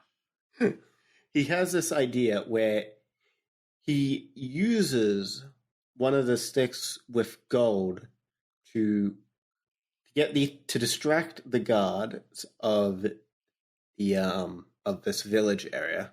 Tell them, I found this piece of gold. The guard will show it to sort of like the mayor, the leader. I'm pretty sure Mifune is the general of the military for the Akizuki clan. And I'm pretty sure they hand it to the general leader of the Yamana clan. Okay. I think. I could be wrong. I don't know. They didn't really specify what his role was. I just kind of assumed he was like a leader of the town area. Or like maybe the leader of the military in that area, I guess. Well, doesn't he reappear? I don't remember him reappearing. Okay. Because it was because like the main villain of this movie, the main like general that Mifune fights and then becomes allied with is a different guy named Tadakoro. That's right. So I think he's the person we're talking about is kind of like just the head of like this sort of area. Yes. But yeah, so he gives them this, so they get into like that main area in front of all the guards and all that without, getting really searched because everyone's distracted by this gold piece that he found. And, he shows it to them. They're like, oh, this is the Akizuki clan's of gold. And then he demands it back. He demands like either it back or a reward for it. They call him greedy, and he uses that to sneak the peasants and the princess and the horses with all the gold just through without them realizing in any capacity, and ironically calling him greedy. And what I really appreciate about this is it goes back to the scene where Mifune challenges the princess to be a mute because he's like, I had to once play a mute for this mission I was on. Mm-hmm. And here we see another example of how Mifune is so resourceful as this character. He knows how to act like a peasant. If he found gold, he would want something in return. He fights to get it, risking everybody, but he knows that the guards won't actually kill them. They're just going to push them away. Yeah. And just laugh it off. It's such a brilliant idea. It's clever and it works. And then following this, and I'm sorry to interrupt you, but I really wanted to point this out. So after they leave, it cuts to the overseer of this area where people can cross. It cuts to him in his I don't know, his parliament, his board of his I guess other leaders, the other leaders of this area. Mm-hmm. They all sit down in unison, and it's something that would never happen, but that adds to the dreamlike the artsy side of these Kurosawa films. It's something that's not realistic, but it's stylized, and it just adds this nice little flair to the scene that maybe a lot of people wouldn't recognize. But when I saw that, I was like, oh my God, I love that. I gotta write that down. Yeah, following this, right after they have snuck into the village, a soldier who has been who I believe he's one of the soldiers who attacked the hidden fortress earlier, sending them on their journey of no return, shows up immediately after to this village and warns the leader of this area of free horses, free men, 2 to 4 men, I think. No, they say 3. They say 3 men, 1 woman, 3 horses. Well, yeah, basically to that effect. And he's just in absolute disbelief. Comedy in this movie was on goddamn point, I swear. It's great, and it's very situational. All of the comedy in this is situational or ironic. Yeah, pretty much exactly. So following this, don't they end up in the village? Yeah, they end up in the village and sort of stop for the night. Just to rest. They hide They try hiding their gold and horses in plain sight, but Rockaroda is forced to sell one of the horses, but then ends up having to sell all 3 of them, right? Yeah, he sells all 3 of them because the princess wants to save this one girl who's basically being forced into prostitution. Mm-hmm. And I want to point out something here that I think is really genius. So the first horse is sold by some random person that comes in and says, this horse is too good to be a pack horse. Yeah. That's something that the peasants said earlier, thinking they were guard horses. So it's a callback to what the peasants thought, and the peasants are kind of on the same level, maybe a little lower than the people in this town. Mm-hmm. And Mifune's character doesn't even, because they're so wealthy, they don't think about, oh, this is too good to be a pack horse. But that in return gives them the benefit because they're being labeled as 3 men, 1 woman, 3 horses. Yeah. Now it's that last part that you can tell is them is gone. It's such a genius idea. Oh, and it's so interesting how it's all connected. Kurosawa's writing team was very tightly knit with everything worked out to a T. Yeah, after staying at the inn and buying essentially the woman's freedom, but still making her join them for the time being. Or no, she joins them of her own volition, actually. Sorry, that's my mistake. Yeah, they buy her freedom, they let her free, but she decides to go with them and help them on their journey. Yeah. They also buy a cart to pull all the wood in. Push all the gold, yeah. Yeah, they have a few encounters with the Yamana soldiers, and eventually Toshiro Mifune chases them by horseback. Well, because he was forced to. They didn't realize who they were. They rode off, and then they came back because they realized, hey, you're the ones we're looking for. So Mifune has to blow his cover, and here we have some of the best use of the widescreen, I think, with Mifune riding the horse. Mm-hmm.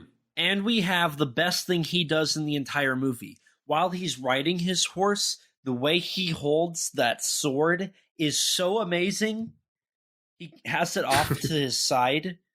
Like it's I guess like how you would hold a sword, but it's not like in a defensive pose. It's more in like a striking pose. Is it when he's holding it two-handed?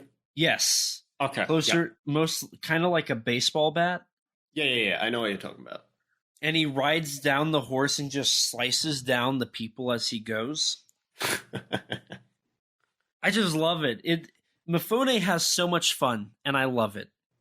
I believe he did most of his own stunts too, from what I read. Absolutely, I wouldn't be surprised if he did all of them.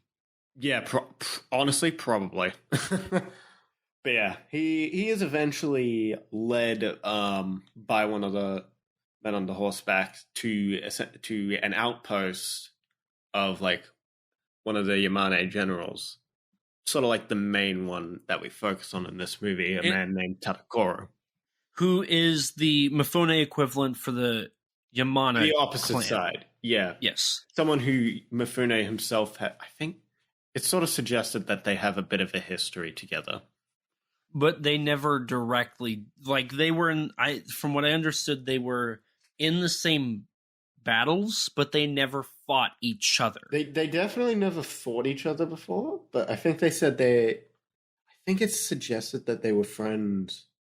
They either were friends beforehand, or at least they definitely knew about each other. They know each other by name, like. Mm-hmm. It's kind of like you have your good person. Oh, to me, it was kind of like Obi-Wan Kenobi and Darth Vader. Well, yeah. Well, I guess, yeah, yeah. It like well, no, because Obi-Wan Kenobi and Darth Vader did fight each other. Prequels didn't exist by this point. Okay, yeah, we'll just say that the prequels weren't real. Yeah. So they knew of each other. They were on opposing sides, but both of them were so high profile. They knew of each other. And so when they finally came face to face, it was like, here we are, finally. And then we get a very interesting spear fight between the two of them. Yeah.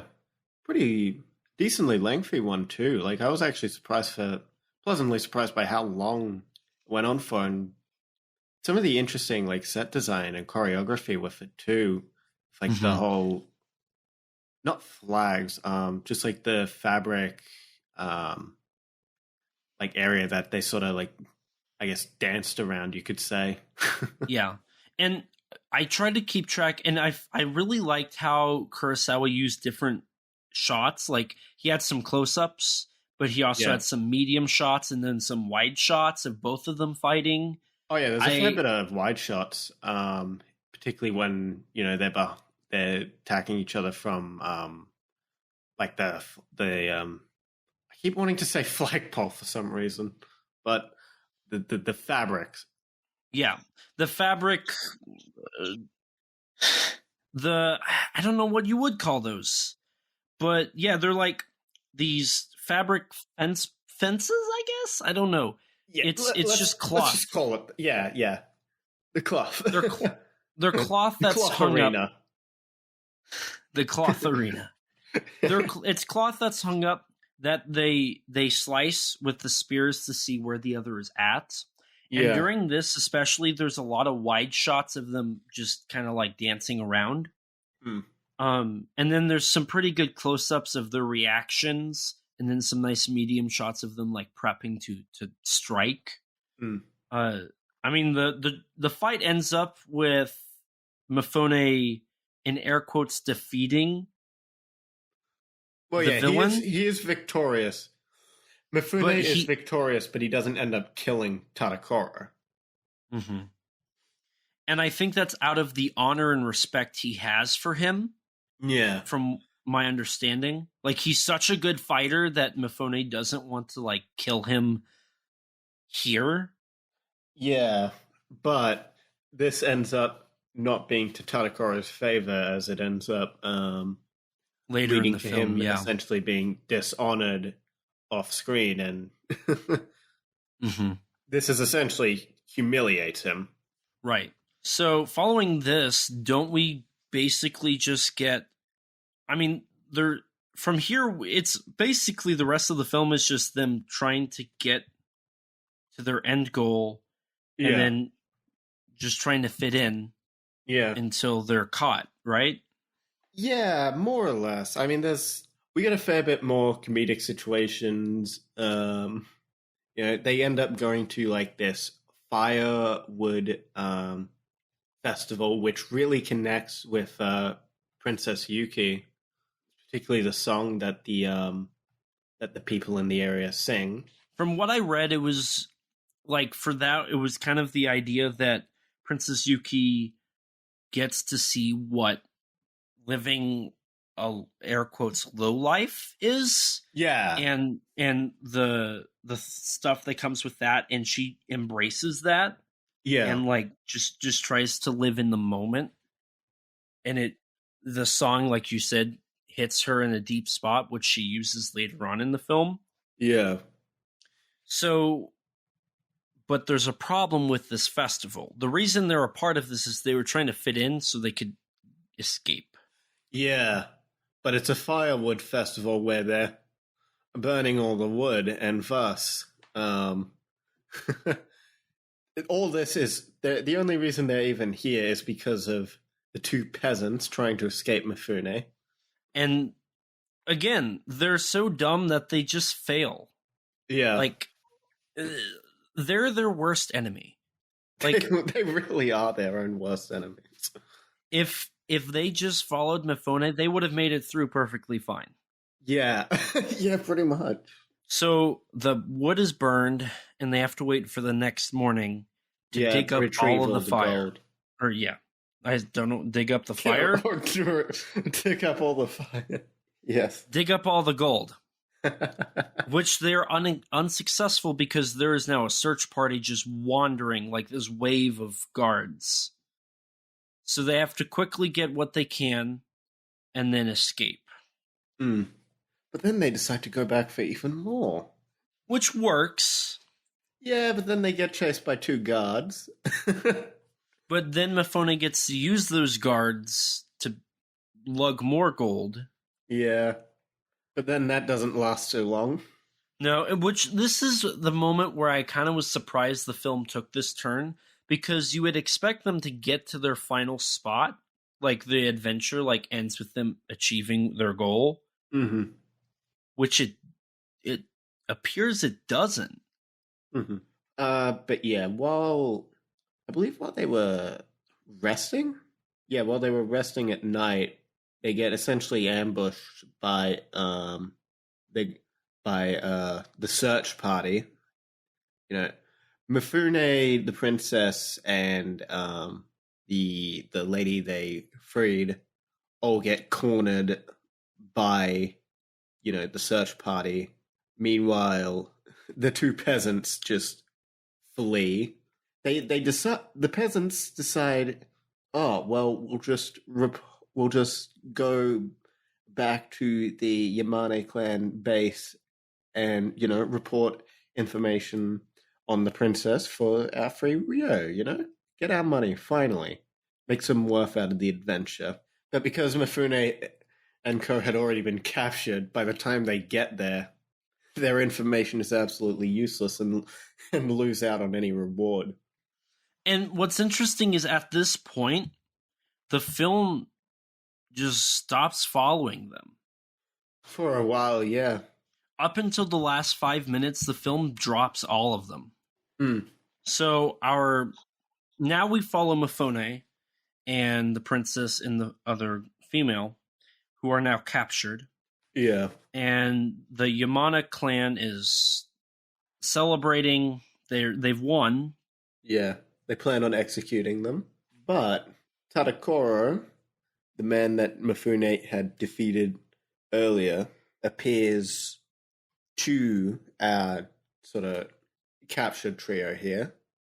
Has a conversation with Mifune, revealing that following Mifune's fight, he had been beaten and scarred from,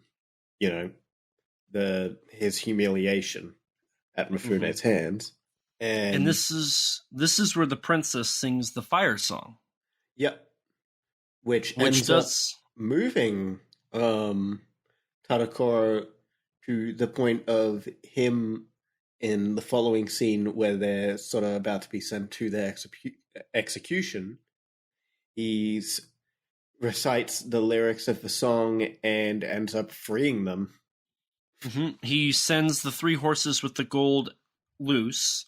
Yeah. Everybody's like, he's gone crazy. He ends up beating all of them because he's the best of the clan. That's why he's the general. Mm. And then he releases them. And I love the fact that the princess did this. You would think, so if this was an American movie, he would die here. Yeah. He would die here as like the ultimate sacrifice for them to escape. Yeah. And the princess is like, don't die in vain. Follow us. If you wish. And I love that. I love the fact that she accepts him and is like, come with us. If you're against them, you're with us. Let's go together. And he does. He gets on a horse and they ride off. Yeah. I love that. And it's such a triumphant moment because, like, in their darkest hour, they succeed. Now, granted, they do lose all the gold horses, which end up running in the opposite direction. But this is true. Luckily for them, the 2 peasants happened to come across the horses.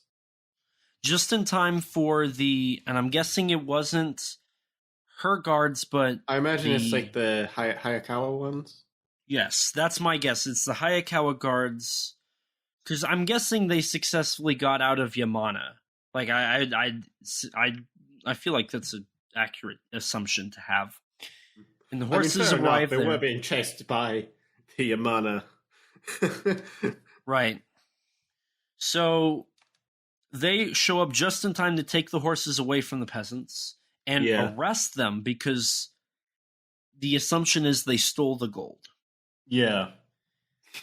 And while they're locked up thinking they're dead, they're pulled out to be presented in front of royalty for their final sentence. This is something that happens in Rashomon, where Mifune's tied up and he's sitting waiting for judgment, and he's supposed to plead his case. It's just like that, but in here they're bowing, they're waiting for their judgment because they know there's no way they can get out of this. They're not smart enough.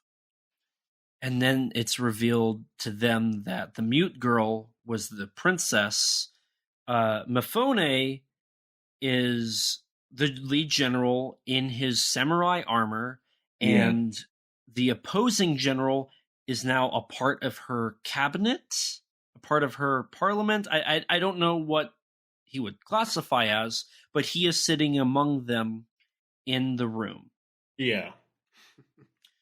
Much like the ending of Star Wars with the ceremony with the medals, this time the 3 of them walk to the peasants and say, "For your trouble, here's payment." Yeah, and they give them 1 Rio coin. And then the 2 peasants go on their way. They're told to split it, and it ends with them agreeing that one of them can have it, and that's that. And with that, the movie concludes. So The Hidden Fortress was the 4th highest grossing film in Japan for 1958.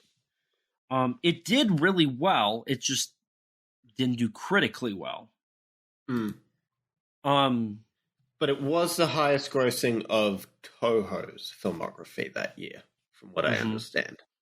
I mean, considering their kaiju output this year was Varan, like, I'm not surprised. That's true. That is true. To be fair, was it H-Man that came out in 58? Yes, H-Man also came out. Mm-hmm. Yeah.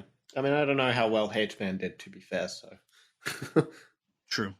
So, it's weird to, like, it's weird because at this point we would, like, compare it to other films and whatnot, but we did that at the beginning, and it's not tokusatsu, so...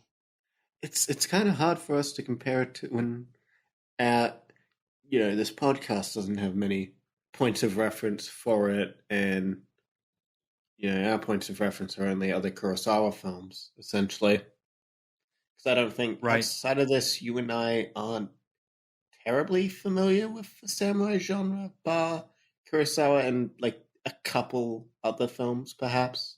Right. Absolutely. I haven't even seen like the American stuff, like Kill Bill. Like I've seen the first Kill Bill. I'm so disconnected. Hey, Sonny Chiba's in it. This is true. We love Sonny Chiba. Yes, and there's a bunch, and there's like props from the Millennium Godzilla movies and Final Wars actors in it. This is true. So the only thing I can do is, I mean, I can spout out my cast and crew facts to link it to Tokusatsu if you wanted me to do that. Yeah. Yeah. Most my there's a couple other things I want to mention, but I think that it'd be better if I leave those for cast and crew for when you're talking about that. Okay. So I'm just going to go through this. So Akira Kurosawa did direct it. Yes. He also wrote and produced it. Yeah. He didn't do any tokusatsu or kaiju stuff. Kurosawa was very established in his filmography. Mm-hmm. But he was friends with Ishiro Honda. The acclaimed tokusatsu director Ishiro Honda. And Honda was an assistant director on some of Kurosawa's films. Especially his later ones. Yeah. I mean, interestingly enough, something that surprised me was that one of the assistant directors on this film, Hidden Fortress, was a Ishiro Honda student. Do you know who I'm referring to? Would this be... Yoshimitsu Banno. Really? Yeah, the director of Godzilla vs. Hedorah. Interesting. I didn't know that. Yeah. Meanwhile, some of the other assistant directors were like... One was a producer on Dogora. One made a minor acting appearance in Godzilla Raids Again, and the other was an assistant director on Three Treasures. It's funny you bring up Three Treasures. There's a few connections to Three Treasures, yes. I noticed. So the Three Treasures, for anybody who doesn't know, it's also known as the Birth of Japan. Yeah. It's the Showa movie version of Orochi the Eight-Headed Dragon, or Yamata Takaru. Well, from what I understand, it's isn't it an anthology film of 3 stories? One of them being the story of Yamato Takeru. I think so. I'm not sure. I haven't seen it. All I know is that's just the impression I'm under. It's a 3-hour movie. Yeah, very long. In the movie, it has Toshiro Mifune, who was in this film. Yeah, Three Treasures. The Subaraya Honda film Eagle of the Pacific. He was also in the Lost World of Sinbad, a tokusatsu movie from the mid-'60s. Which I think the sets of that, or it was either that or another Mifune movie, were reused for the Antler episode of Ultraman. I think you're right. I'm pretty sure it was Lost World of Sinbad. I'm pretty sure. Mm-hmm. 1941 is just a fun reference. 1941 was directed by Steven Spielberg, who, amazing film director. He plays the Japanese commander in that. It's a comedy about World War II. Mm-hmm. Not the most politically correct film. Oh, is that a film that Mifune was in? Yes. Okay. I was confused what we were talking about when we went to that. And then Mifune also was in Princess from the Moon, which is a 1980s Toho Tokusatsu film. Yeah. And he also appeared in Shogun Samurai, which the director of Shogun Samurai also directed The Green Slime, Virus, Battle Royale. Is this Kinji Fukusaka? Yes. Yep. Who also directed Message from Space and Legend of the Eight Samurai. We also have, from at least the Three Treasures, Takashi Shimura, who was in Godzilla, Godzilla Raids Again, Three Treasures, Mothra, Gorath, the God Whale, the Dogora, The Lost World of Sinbad Again, Ghidorah the Three-Headed Monster, Quaidon, Frankenstein vs. Baragon, Prophecies of Nostradamus, and Bullet Train, which had Sonny Chiba. The Princess, Misa, I don't know how you say her, was in the Three Treasures. Yeah. Yoshio Tsuchiya, I butchered his name. He had a small role in The Hidden Fortress, and he was in a plethora of kaiju eiga from the 1960s and Toho films. Often playing sort of the extraterrestrial villains, like the Exilian leader, or not necessarily extraterrestrial. He played the Human Vapor, and was he the Telesian or was he the H-Man? Yes, I think he was the Telesian. I was going to bring that up. Okay. The screenplay was 4 people did the screenplay. Obviously Kurosawa. Then you had Ryuzu Kikushima, who did The Birth of Japan and was a Kurosawa regular. Hideo Ogumi, who did Warning from Space and was a Kurosawa regular.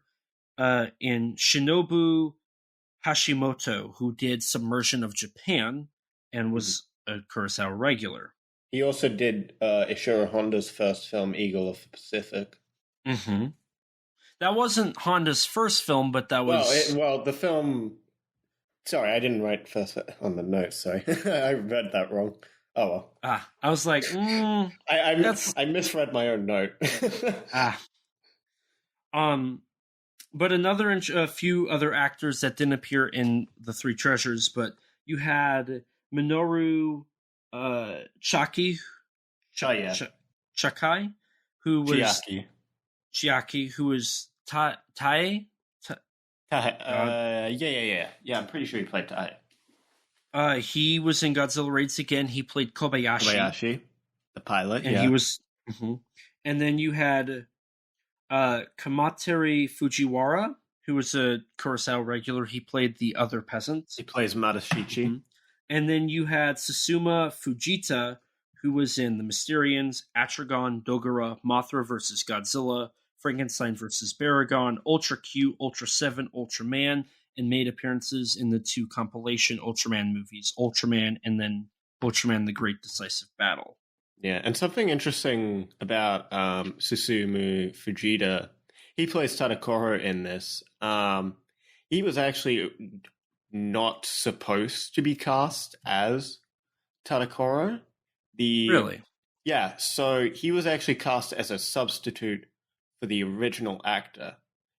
So the original actor was Koshiro Matsumoto 9, but he could not appear due to changes in the shooting schedule for Hidden Fortress. Because, Kurosawa shot this film at to Toho's frustration, a rather slow pace, and, didn't help with the delay from weather conditions. But an interesting connection to one of our previous films that we covered is that Koshiro Matsumoto 9 is the father to Koshiro Matsumoto 10, or Koshiro Matsumoto X, who was the lead actor in Ashura. Really? Yes. Huh, that's interesting. Yeah. I was surprised by that connection and thought that was too interesting not to bring up. Oh, yeah. Another slight connection to some past films we've covered, Shinji Higuchi actually remade Hidden Fortress in 2008. Hidden Fortress: The Last Princess. I was really surprised to discover that existed. I just discovered it, I think, on a whim a few weeks ago. Which Shinji Higuchi directed Shin Ultraman. And I did some looking into that film, and the princess was played by Masami Nagisawa, who was... yep, you go first. I was just going to say who was one of the Shobajin for Godzilla Tokyo SOS and Godzilla Final Wars, and I know who you're going to bring up next, so go ahead. Nagasawa also played Asami in Shin Ultraman. There we go. But yes, our favorite Toshiro Mifune played character in the original Hidden Fortress. Rokaruda is in the Shinji Higuchi remake, played by Hiroshi Abe, who is was he Katagiri? Yeah, he was Katagiri in Godzilla 2000, and is a very, I would say, prolific Japanese actor in the modern day, I'd say. I would agree to that, yes. He's in a lot of dramas, I've noticed. Mm-hmm. So there's a lot of connections, and the last one I'm going to make here, and then I'm out of cast and crew, is the score for this is done by Masaru Sato, who did the score for Godzilla films such as Godzilla Raids Again, Ebra Horror Deep, and Son of Godzilla, and Mechagodzilla. Yeah, he also was a Kurosawa regular. Yes, he was a Kurosawa regular. He also did the H-Man in Submersion of Japan. Hmm.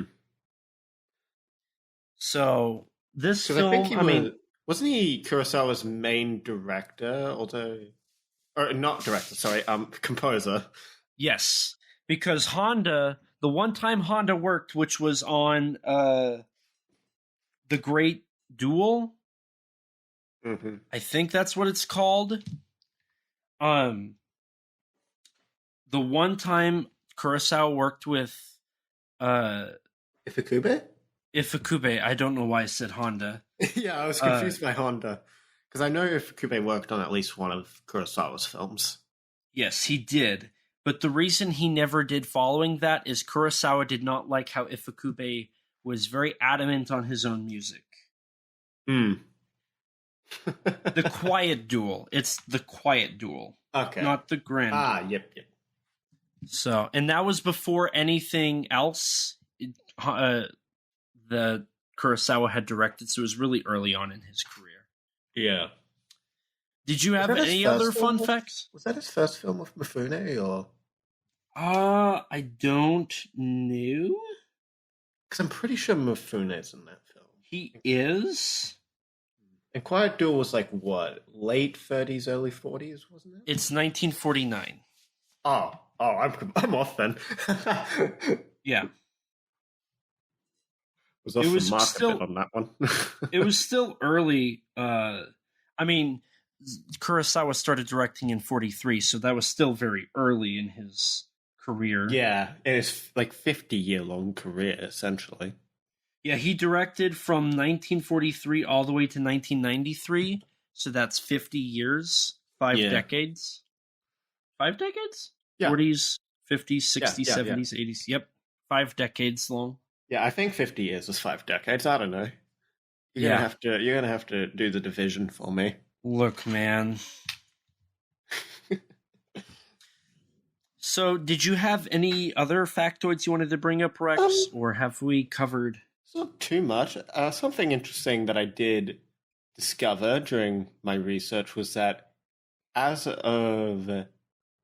so currently in the works is actually a stage play adaptation of The Hidden Fortress that is scheduled to be performed in Japan from July to August of this year. Really? Yeah. Huh.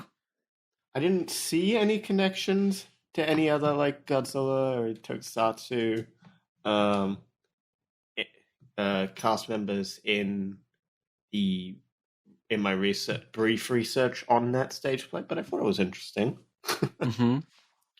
Interesting. It helped that I read this right after learning about the Ashura connection with Koshiro Matsumoto. I see. That may or may not have partially influenced my writing of a note. So, I mean, if I feel like we've covered as much as we really can. I probably should have a fair while. Yeah. I probably should have said this at the beginning, but we are not cinephiles. We love Kaiju Tokusatsu, so that's why we cover that stuff on here.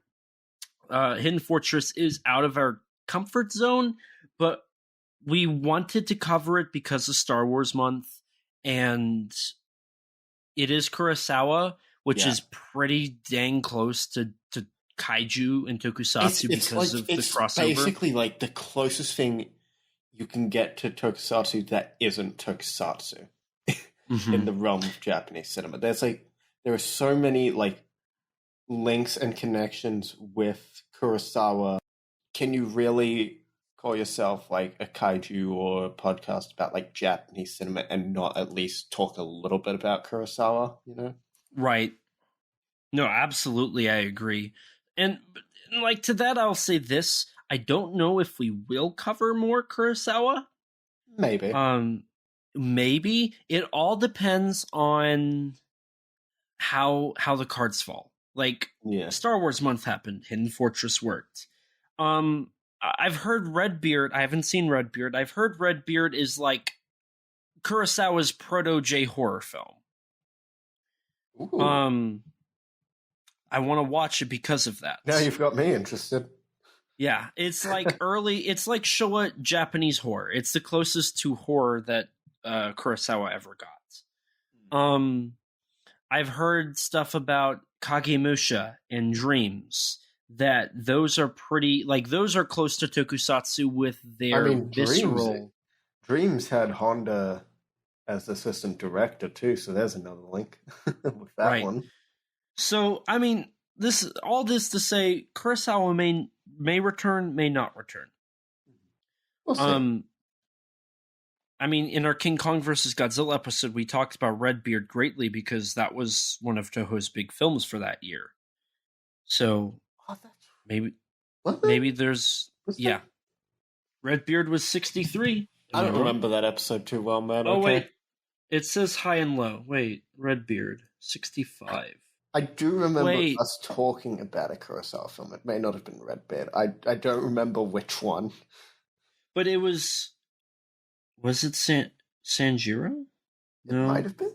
It was around the time of King Kong versus Godzilla. We talked about something, man. This was like a year or so ago.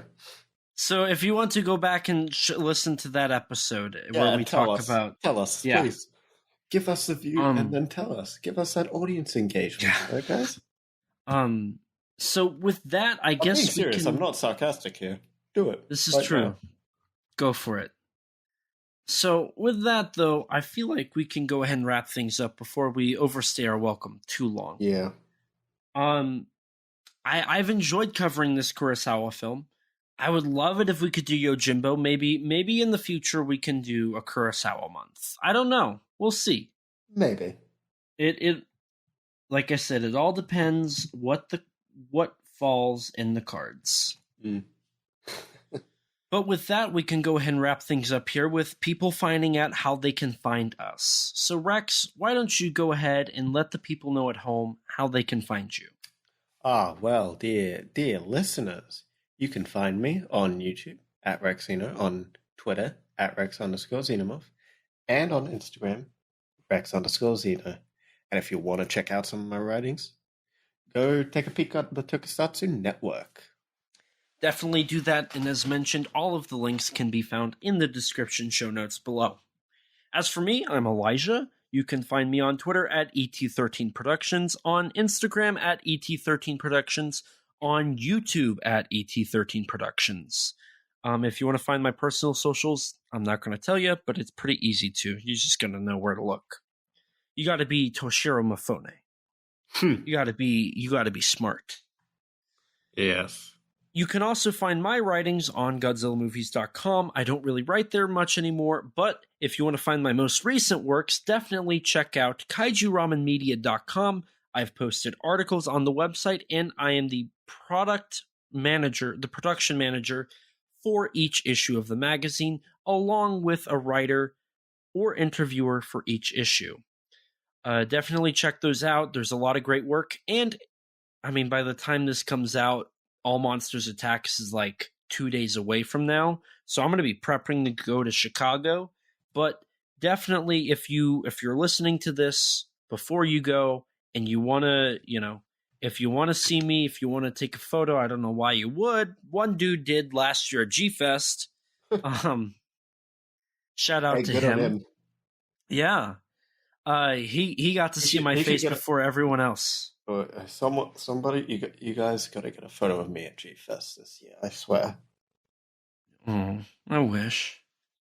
One day, Rex, one day we'll meet in person. Man. That day will be glorious. Man. I want to go to G-Fest. Do it next year. I'll go. But if you want to say hi, I'll be at the Kaiju Ramen media table helping them out. As for the podcast, if you want to help us, don't forget to rate us on iTunes. That boosts our ratings and helps us get recommended to more people just like you. We have been review bombed, so we're sitting at a 3.1. If we could get more 5 stars, that would be greatly appreciated. If you don't have an Apple device, which I don't blame you, I don't. That's a lie. It is I use a MacBook to do this. I use a MacBook to do this podcast. So, yeah. But you can rate us on Spotify now. That's a new feature on the mobile app if you want to leave a review that way. If you want to stay up to date with all things Kaiju Conversation related, follow us on Twitter at KAIJU_CONVERS. If you don't have Twitter, you can follow us on Instagram or like us on Facebook. If you're like me before podcasting and you don't have any social media, lucky you, you can email us at kaijuconversation@gmail.com, all lowercase, all one word, you know the drill. And as always, we'll read your reviews on air for everyone to hear. We also have a Teespring store. Eventually, we'll have original artwork on there, but until then, you can sport our awesome logo on a t-shirt or maybe even a coffee mug.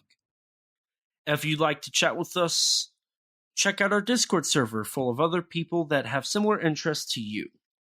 It looks like recently the conversation that was had in the server was the upcoming Shin Kamen Rider theatrical showings, which hopefully I'll be able to get to see, and maybe Rex can.